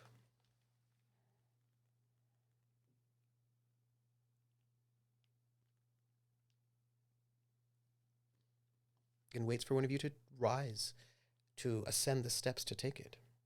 I'll ascend the steps. And I Val will would start, but wait for the other two. All three of you ascend. And this is a fairly large parchment, and he hands it to you. He puts it out so that sideways, so that you could... The Baron is a very large man. Just a giant. He's... And it is a royal decree. And it says, it is a letter of marque. It says, the Star Dragon Empire of Sindal in exile, and the King Oleb thereof, does hereby grant the bearers of this letter of marque permission to police the sovereign stars of the Kingdom of Drinax, and relieve all ships therein that have not paid tribute to Drinax of any and all cargo, including, if necessary, the seizure of those ships. This is your letter of marque. You are authorized to do, if you have permission from the king, it's not piracy, it's just legal. If you don't have the letter of marque, then you're just a pirate and a criminal. But if you have the letter of marque, then it's legal. Although, of course, nobody recognizes the Kingdom of Drinax as a place at the moment. But we're also in free space, though. You know? Nobody owns this space. It could be anybody's. Yeah, but taking people's stuff is technically illegal, although this says that it's not illegal within the Kingdom of Drinax, He goes, so, I have drafted this letter of marque. I am going to give you the option, an offer. I would like to make you all my privateers. Privateers for Drinax. Now, of course, there are some catches for this. One of those catches being that no one will recognize this yet as legitimate. But if you are successful and the plan works, then they will. So let us speak of the dream. All of space is your legal prey. You are authorized to rob, confiscate any ship within these spaces. But why? Well, look at this map. And there's a great map on the floor that arises holographically. We have the golden glow of the Azenheirat, the angry red, no offense, Baron, the angry red expanse of the Third Imperium. And here are Undertaken. we, alone. Once every world along this trade route would pay tithes, and we all shared in this bounty. They paid taxes to our spaceports, to use our space, our starports. But my ancestors long ago were greedy, asked for too much. And we were destroyed, everything that we were picked apart. And now everyone's alone, and we are decaying. And we cannot hold out against the Empire, any of them, if they come. And so, here's the idea. I want you, all four of you, to start, the people who I have been told are much trustworthy, to take the Harrier and to go off into space. And I want you to cut a bloody swath. Don't kill anyone if you can help it. Killing people brings big guns. But I want you to carve a path through the stars. I want you to raid ships, attack the shipping, raid the starports, hit fuel depots. I want you to take what prizes you can. Don't kill anyone if you don't have to. But I want you to bleed all of those merchants until they go crying to the Imperium. I don't want you to start a war, so be careful. Because being a pirate is only one part of the plan, privateer. Yes, take as much as you can and use this ship that I will give you in order to do so. This is not a ship for you forever, but I give it to you for 10% of your spoils. Everything else you can take for your upkeep, of course. What you bring back, we will help rebuild this place. Asim, Drinax if we can, but that's only the immediate. Robbery is not the goal. The goal is to get people talking about piracy. The goal for you is to speak to the unaligned worlds who were once part of Drinax. I want you to go to those planets and make them our allies. Sell the stolen goods there. Give them an infusion of capital, all of these lost worlds. Defend them from raiders when raiders come. Recruit crew from those planets so they are invested. There are only 4 of you. Your ship can hold 8, I believe. So you'll probably want to recruit in your journeys, some. Recruit from these worlds, people who will then speak to their families about what good you've done. Give them a taste of wealth, of adventure, and bring each one of these planets back under the banner of Drinax together. Make starports your friends, your allies. Make them see that we need to stand together or we will fall apart. And when all those raiders go crying to the Imperium or the Aslan Pirate, well, we will step forward united, all of these planets, and we will say, we shall make these pirate attacks stop. If you recognize Drinax as a kingdom right in between you two, as a buffer, and if we wait long enough before they know about us, then they will have no choice but to recognize this new and unified Drinaxian kingdom. You see, if we do this right, we will show them that we are someone not to be forgotten. So, the terms. You must keep this secret. This must be kept secret for as long as possible. If they know what we're doing, they will try to stamp us out. So you must raise the specter of piracy enough to make them worried, but not enough to have them bring in their navy, because we want that to do ourselves. Keep the letter of marque hidden. This is your insurance for after we have succeeded. They cannot know that we, Drinax, are involved until it's too late. The ship is a loan to you. You are responsible for all repairs and maintenance, but she's coming home in the end. 10% of anything you make comes back to the palace. But spend as much as you can on all of these worlds we want to recruit. Curry favor with them. We need them on our side. So, we need you to be circumspect, subtle. We don't want you announcing who you are. We want you to be effective.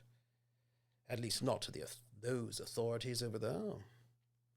If we do this right, and we're able to rebuild Drinax, bring these scattered worlds under the fold, be unified before they realize what we are doing at all, and become recognized in the galaxy, each one of you will be granted a dukedom.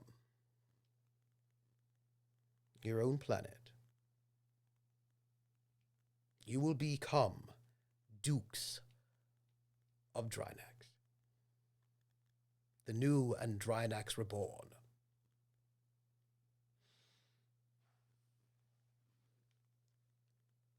What do you say? I think before either of them can even utter a word, Harlock would immediately be like, Your Highness, this is such an incredible honor. Thank you so much. I'm sure that we are all on the same mind length when I say that we would be honored.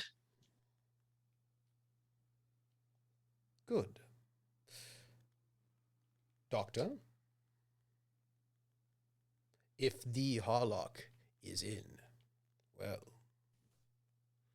that says much.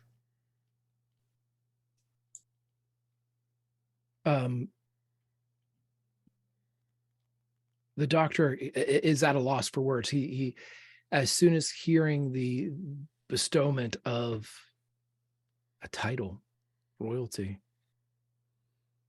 it's everything he's ever wanted.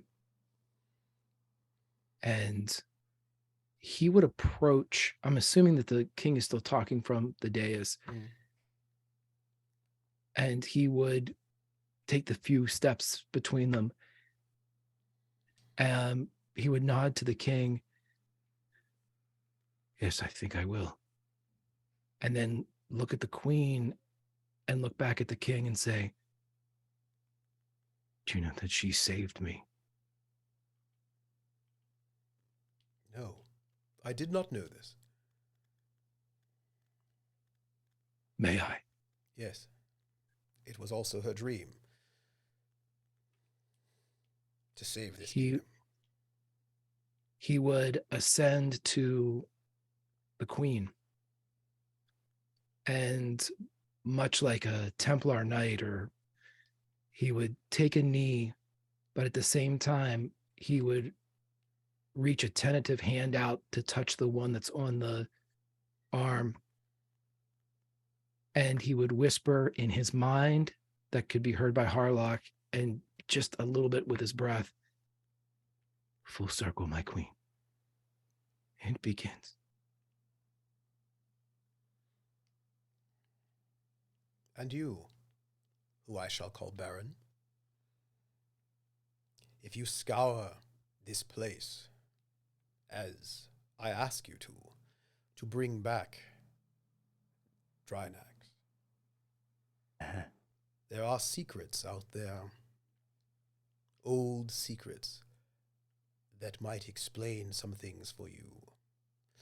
I do not know the locations or the spaces, but there are whispers in the star dust that you may wish to know of.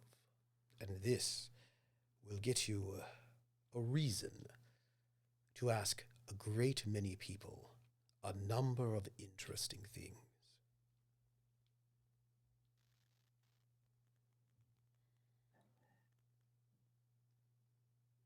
And I would like to think, Baron, that you would like to rebuild the surface below to something beautiful again. I want nothing else. Yes. Yes. Would be an honor, yeah. And you could tell at this point, persona has slipped away. I think during that monologue, even when they mentioned just like, we think we know who you are. I think that's when things started to slip, and he's just been listening this whole time. But yeah, uh-huh. And the king stands Sort up of and walks over to you. Still lost for words. And he puts his hands out to clasp yours. And he leans into you in a sort of like a gesture of like a hug. Hmm. Although he doesn't hug you, he just has your hands. But in your ear, he says, I think he does go for the around the shoulder hug, but doesn't like know that he's not supposed to. He's not going in for the hug. So there's like this moment of, I don't care what they say. You are a child of Drinax. And I can be no king if I cannot be a king to you.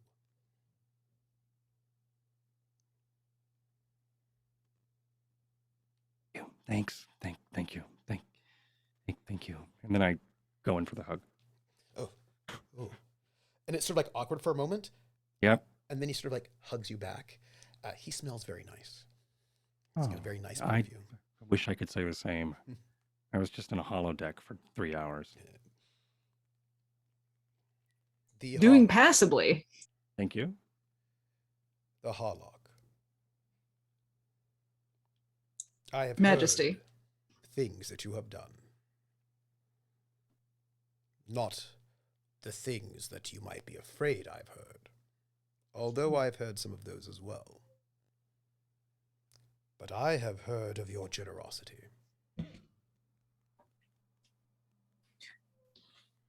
I think when he says that, I imagine he's fairly close. Mm-hmm. Harlock would lean forward a little bit and kind of indicate the two of them. I'd please you not to say that too loudly. No. You are an opportunity for the future. My understanding is that you have given some of the subjects here on the palace tests to test their psychic potence. 1 or 2 or 3. The Empire is afraid of the Zodanians, afraid of the mind. Drinax has always valued the mind. And he just sort of pats his wife's hand, the statue of his wife. Always visionaries. If Drinax is to become arisen, then we must be a place where the mind can flourish again. And I would humbly ask you join this not just for adventure, which there shall be enough, but for a dream where the training of the mind should not be so restricted. And I would hope that we could build something where that could be something that you could participate in freely. Yes, I think, and as she says that, look at the king, then look at the statue of the queen, and then look over at the captain. And then, were this a show, you'd see kind of a flashback to being back on amongst her people and stuff. And when he's talking about having a free mind, like the idea that even though they do train the mind and do lots of stuff, it's actually super restricted. Like you can only do certain things the way they want you to. And there's not as much free thinking. Highest society people can be trained at all. If you are not high society, you will never get trained, right? You have to have enough rank or not at all, right? There's a lot of it's a very heavy caste system. Yeah, and we'll be real, Harlock thinks that's a bull. So all of that back to the present. Yes, freedom of the mind. Good. I do agree with that. I like the sound of it. We will do this right this time. The Drinax to come will be something that will make them wonder. I must show you your ship, but first let me explain why the terror of the spaceways is here. Captain Blaine has asked me for a favor. A small favor.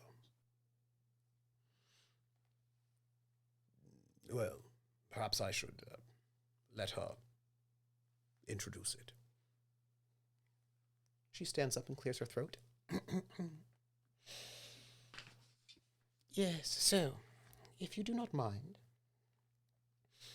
I have a small job, but I don't have a ship anymore. I am retired, long since. But, you see, there's something I need, and I thought that you would help me get it. And if you did, I would share some of my knowledge as, a raider of ships. Yes. I have decades of knowledge that I might share in exchange for, us doing a job together, as it were.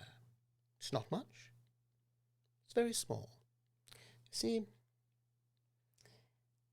in my height, I had 9 ships. And I've only lost one.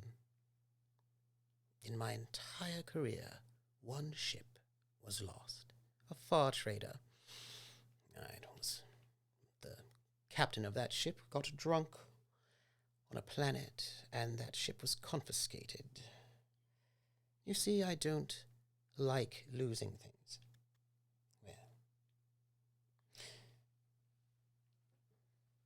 It's not the ship so much that's that important to me, but what is on that ship.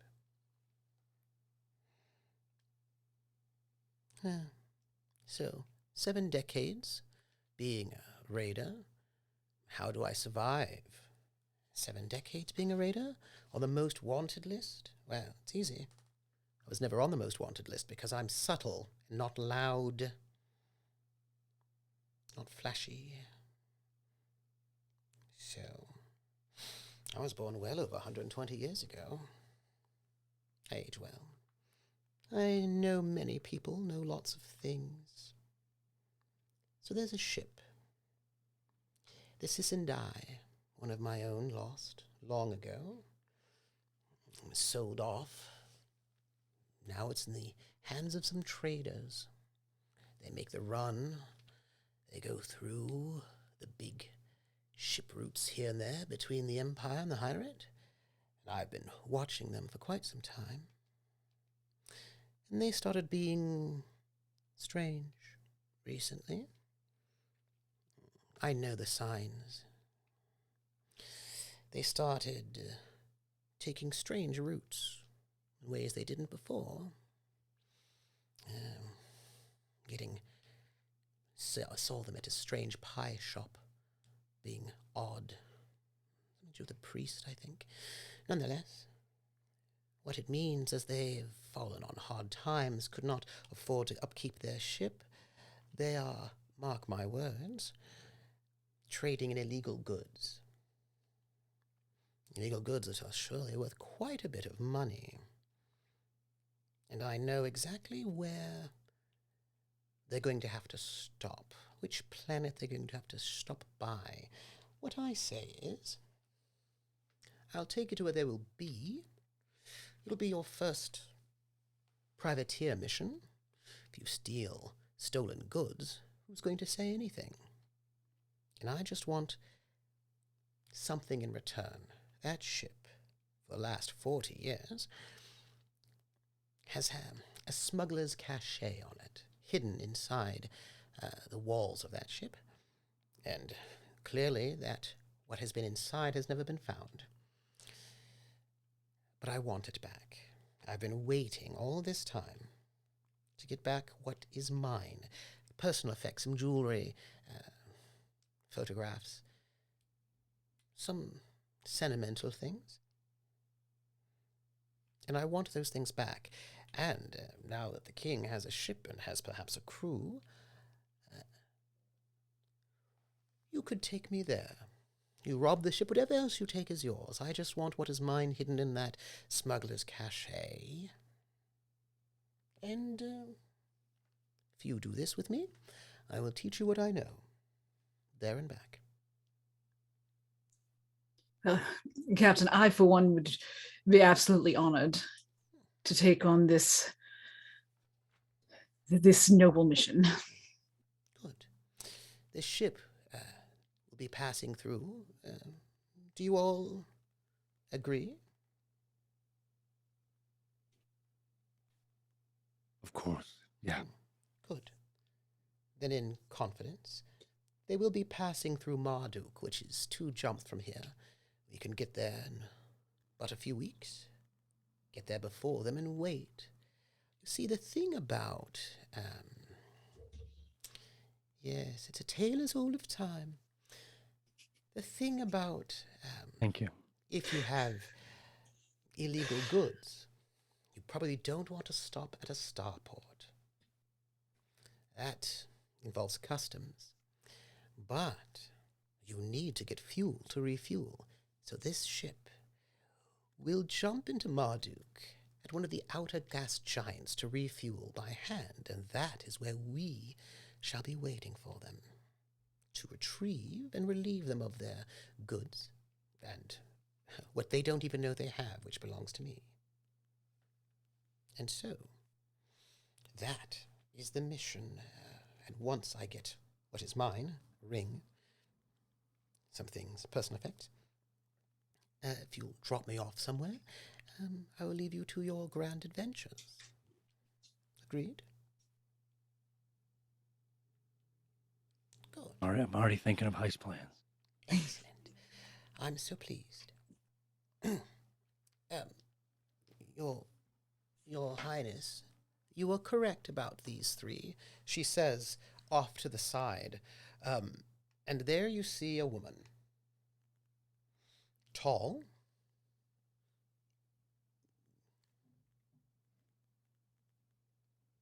Rubenesque. Striking. It's the princess. She has been perhaps lurking in the shadows this entire time to see exactly how this meeting would go. And she nods to the pirate queen. And she observes all of you with a smile. And she says, well, if you will come with me, I think I have something to show you. And she walks out the side towards the great picture window. Harlock would look at the king to see kind of if they're dismissed, and then follow after. And she takes you out to the side, this beautiful vista, and there's a door that you don't even realize is there. It's like, seems like paneling. And she taps a few things, and this door opens.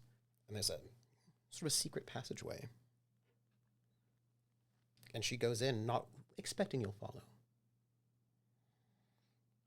And if you do, you're taken through this passageway, you wind down some stairs, an elevator, until you emerge into a docking bay, a secret docking bay, and in this bay is the ship. And this ship, I don't quite know how to describe it, really. It's large. It is both beautiful and tragic. Could you imagine, if you would, So the excited. Titanic? Not the Titanic when it was alive, but if you go, you know all those, the footage of the Titanic when it was underwater. And it was sort of, it had that kind of ancient sort of beauty to it. This ship has that about it. It is unlike most starships you've ever seen. Most starships look nice, but this one has got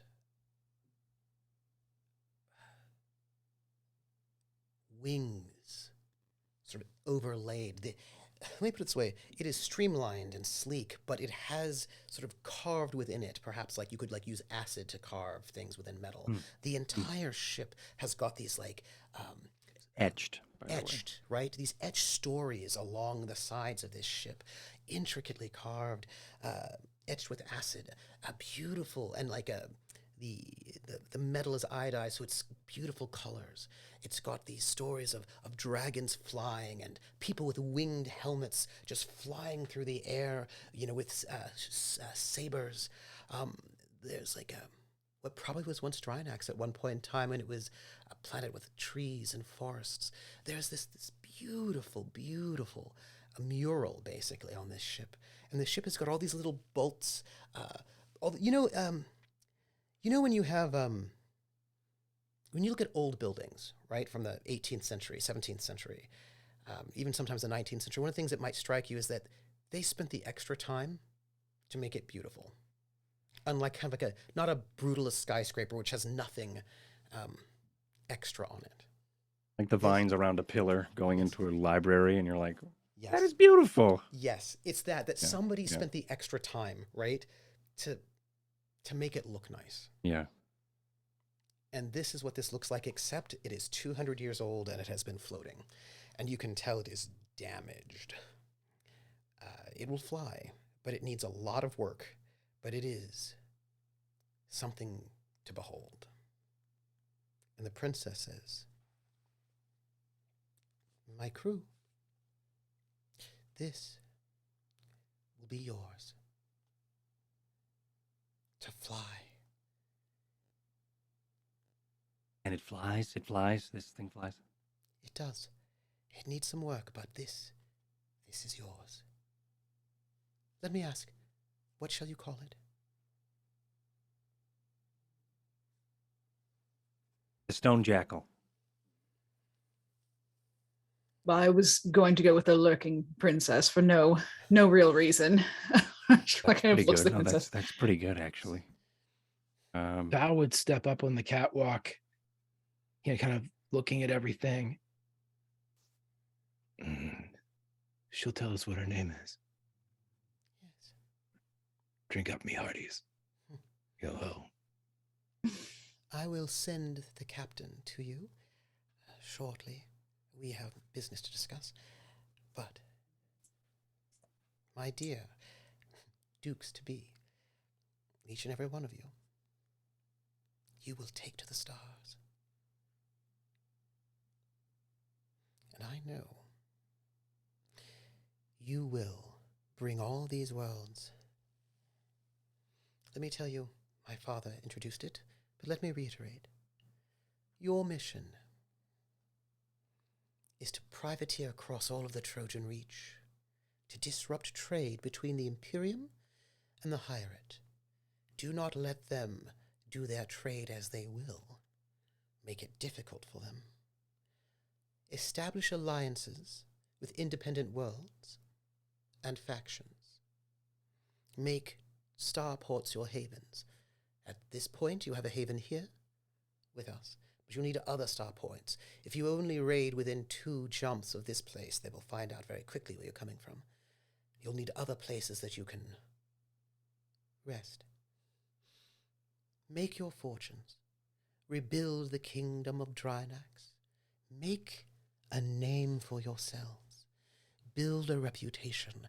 Make the Imperium and the Hierate fear you, and make each one of those worlds be glad to see you arrive in their ports. Your name will fly across the stars.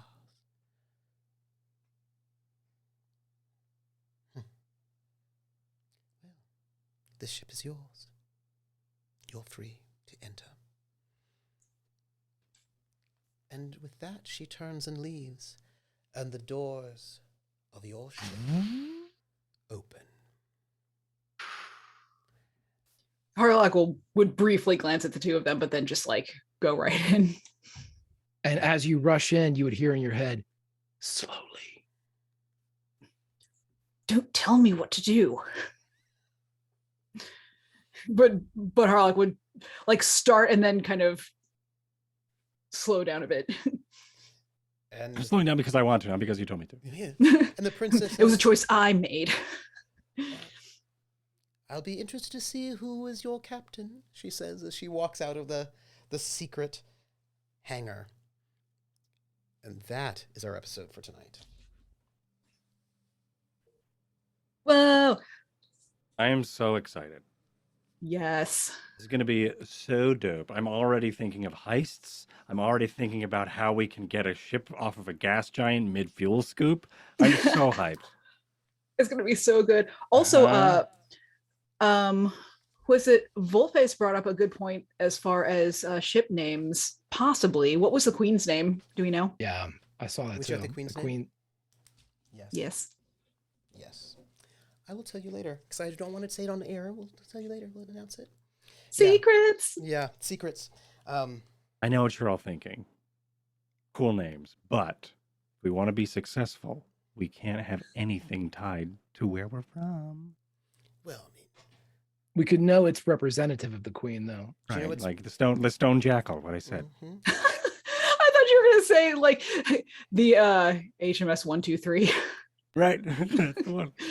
It'd be the GMS, the Drinax Majesty. And for those who, for our lovely audience, because I think I can do this for you, this is the deck plan of our ship. The Harrier class, not seen in 200 years. This ship is a marvel to behold.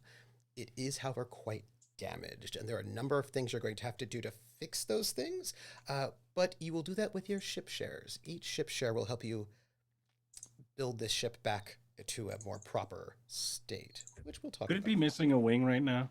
So like we have to get it a wing before we even try and look at atmosphere? Oh, no, We just fly it as like a corkscrew. You know what, it has wings, that's fine. It's just, you know, like armor is important? Uh-huh. Yeah. Oh. Yeah. So, Yeah. this ship had like 88 armor points. It does not have that right now.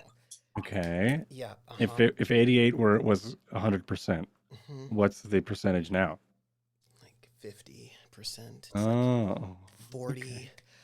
It's got some problems with its and like there's some problems that you might want to fix. And Cool. you'll need ship shares to do it, which luckily you have. So we will deal with that. But that said, next week, so I wanted to get here because I wanted to wait until we had Ari for next week.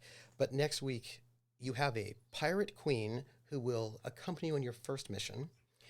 You have should be a very easy mission, hopefully, because these are some traders. I'm gonna make it so complicated. It's gonna be great.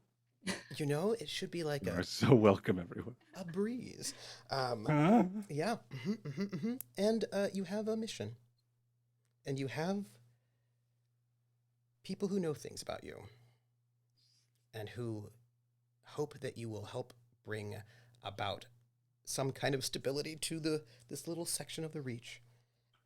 And so I would like each one of you to say who you are, where we can find you next, and give some love to somebody, to one of the cast members, give some love, and tell me at this moment as you walk in. And by the way, when I mentioned the Titanic, I do think it's important to note that the inside of this ship is all wood paneling, Filled with water. No. It's like wood with brass. It is like if you've ever seen the inside of like the Titanic, the old it's like that. It does not look like a lot of spaceships are very what's the word like anesthetized. You know what I mean? Like it's very sterile. This is not. It is all like deep, rich wood panels with like brass fittings, and it is. I love this. Yeah. Plush. It is so luxe, but like some of the panels are missing, and the velvet's torn in places. It's this.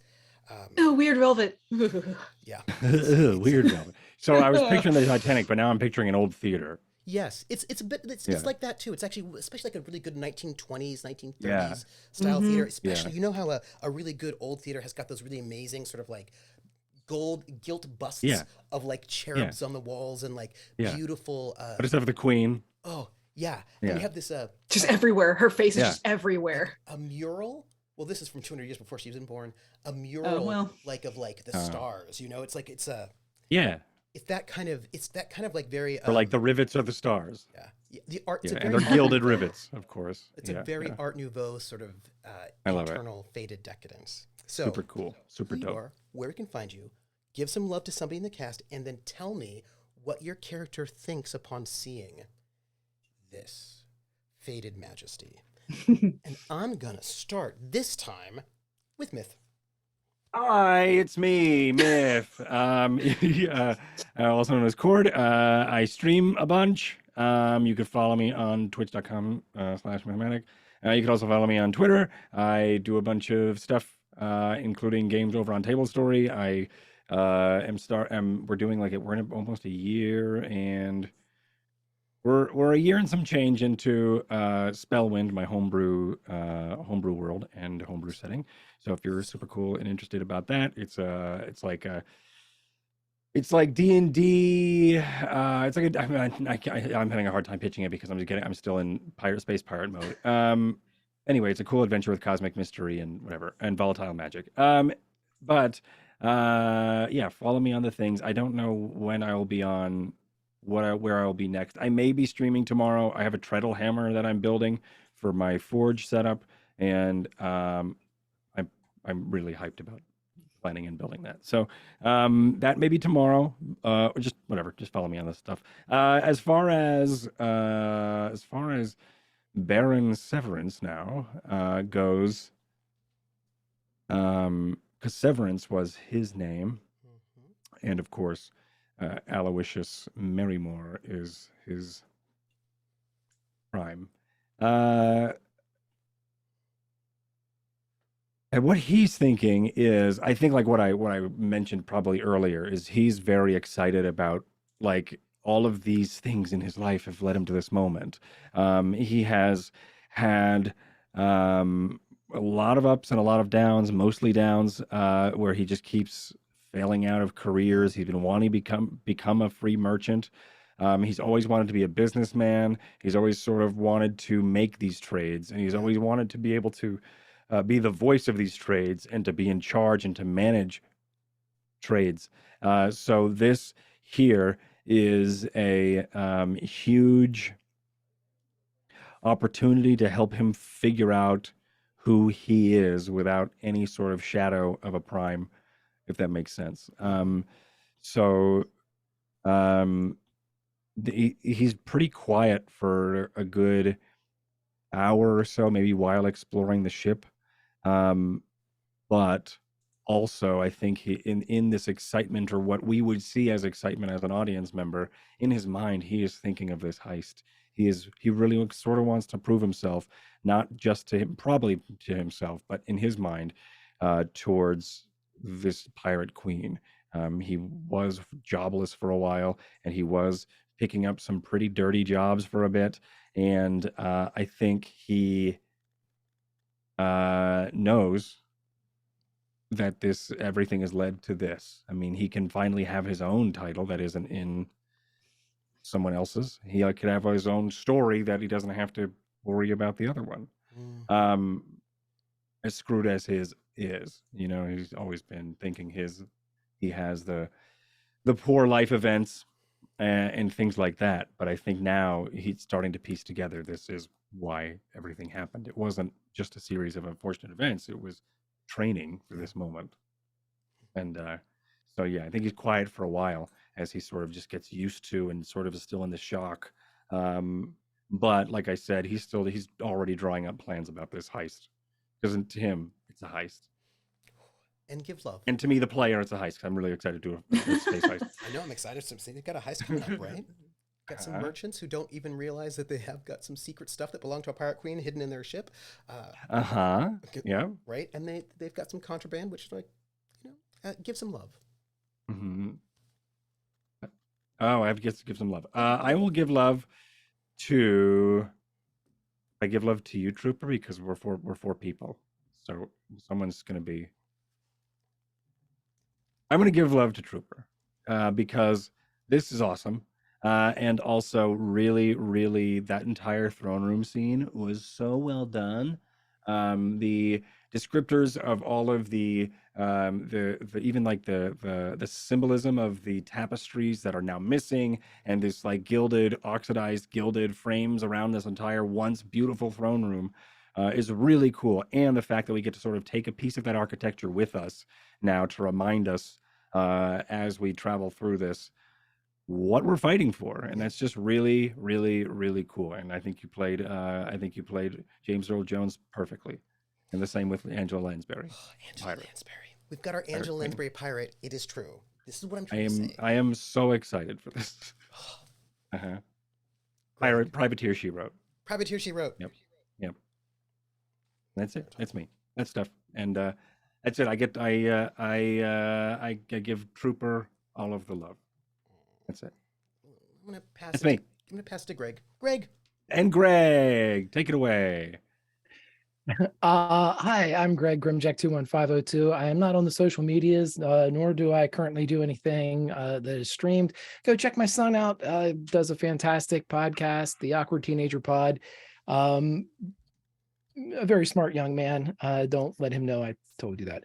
Anywho, love for everybody in this cast, already included. I cannot wait until they're able to join us next Friday. But my love has to be for the immersion that I felt as a player for my character around the other PCs.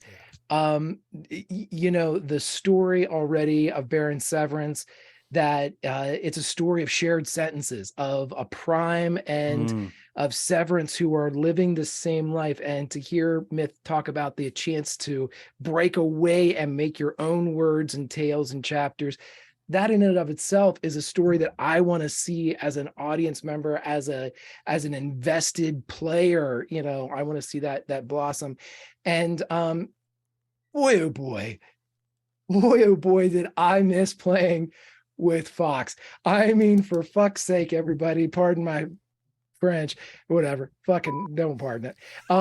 It was absolutely fantastic to be able to drop back into a world and immediately have a dynamic that I love, that wasn't forced by any stretch of the imagination, but at the same time, I loved playing Oscar against Sylvie, and now to play Val with Harlock, it's completely different. I was gonna say it's almost like reverse.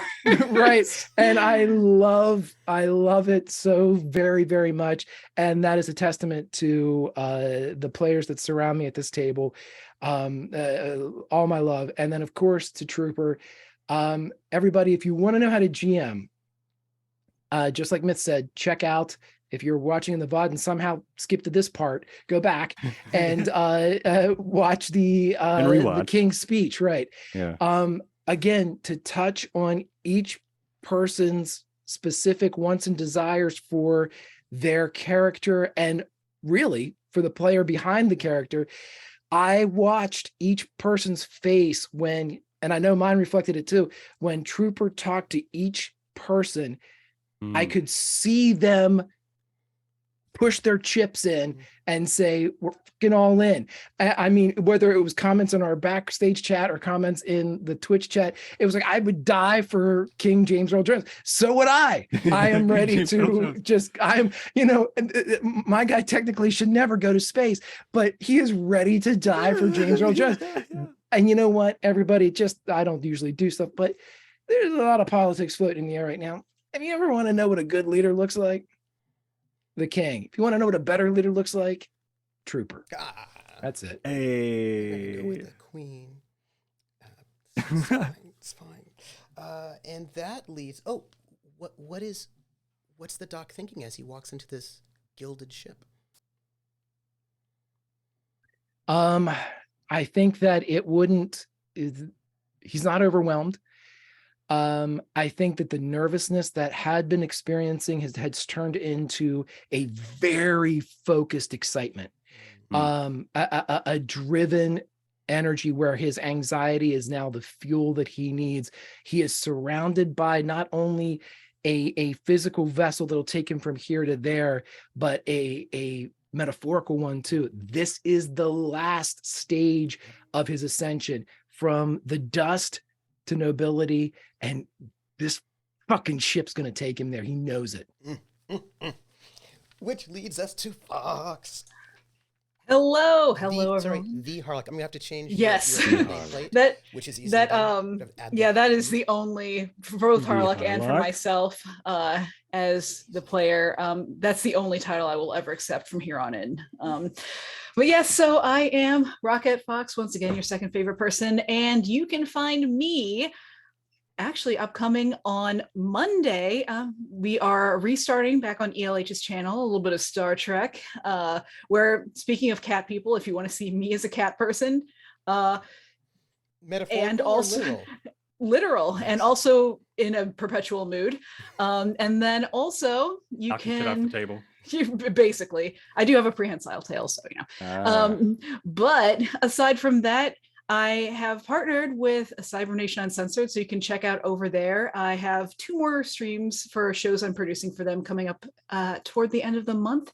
And oh yes, in case anyone is near the Chicago area, as a sudden surprise this weekend, I will be vending an hour west of there at the Dark Art and Oddities Con. So Ooh. yeah, if anyone happens to be around, come see me. I'll That's likely be looking very tired because I'm in St. Louis right now.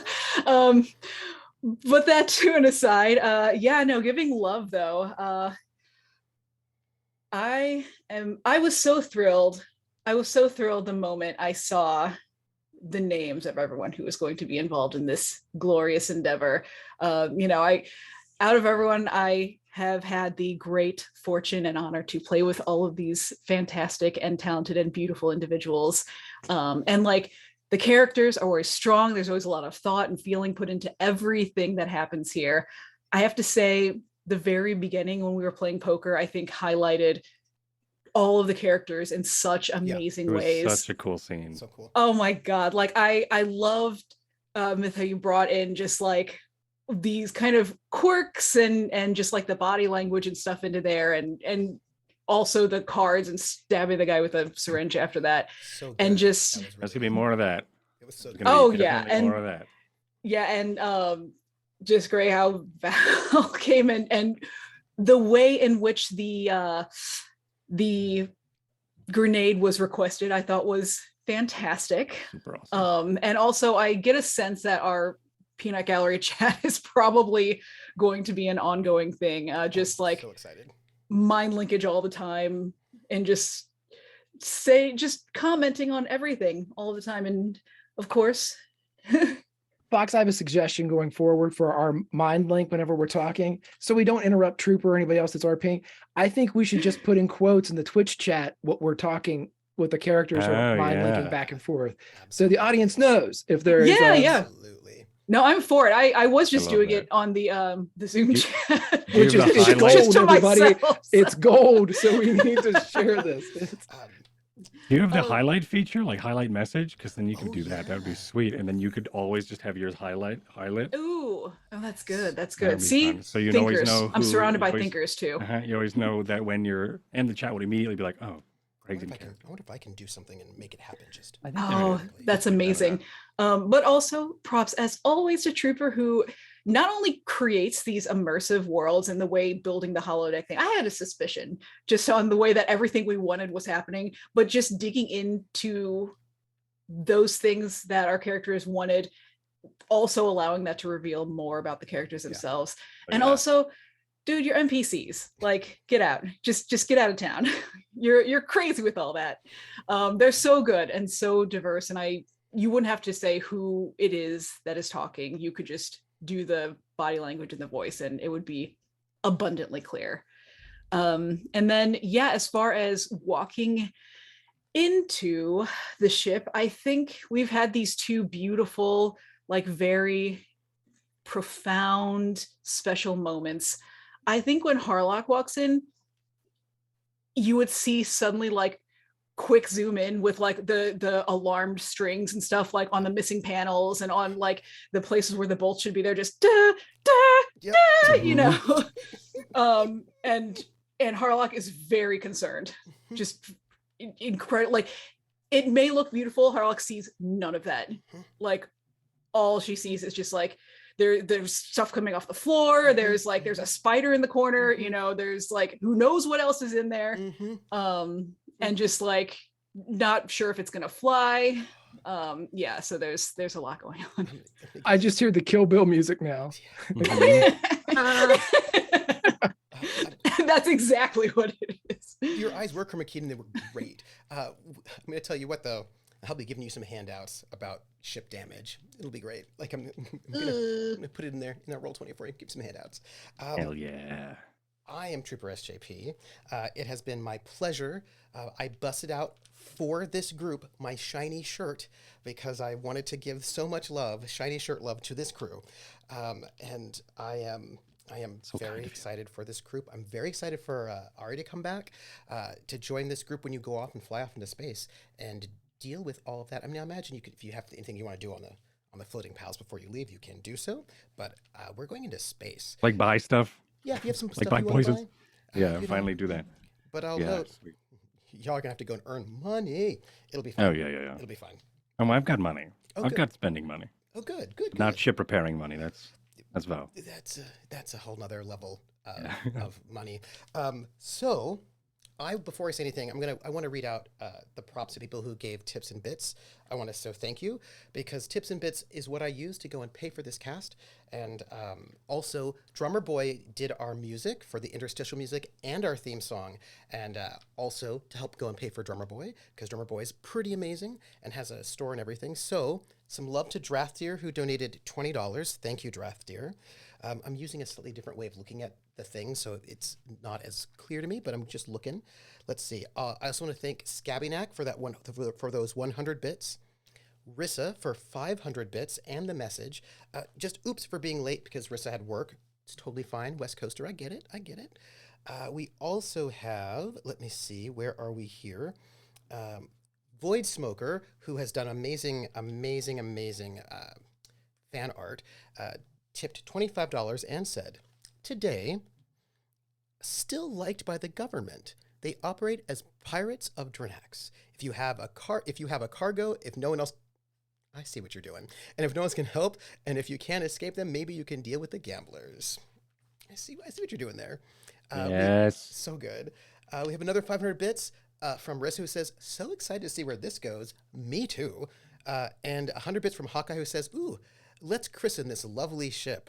Oh, I have, we're going to call it the guy in my mind. And then 100 bits from Willen, who's one of our sponsors, who said, "Wow, it's been impressive. Such an immersive episode to introduce the world. Thanks all." And with that, I want to give very special thanks to our 3 sponsors. On Patreon, we have a special sponsor tier, which is $200 a month, which will pay for 4 cast members, which we have for 1 week. And we have 3 sponsors. It's limited to only 4. And we have KY Hawkeye, and they're going to get a very special title card in our credits coming up. KY Hawkeye, who is amazing, is such a kind, wonderful person who's like a pharmacist, knows lots of cool stuff, and also runs a wrestling ring on Wednesdays, wherein I'm currently a heel. You should watch that. So pharmacist, in that they're going to actually like start just like dagger throwing syringes at people. And I feel like that's the way to go.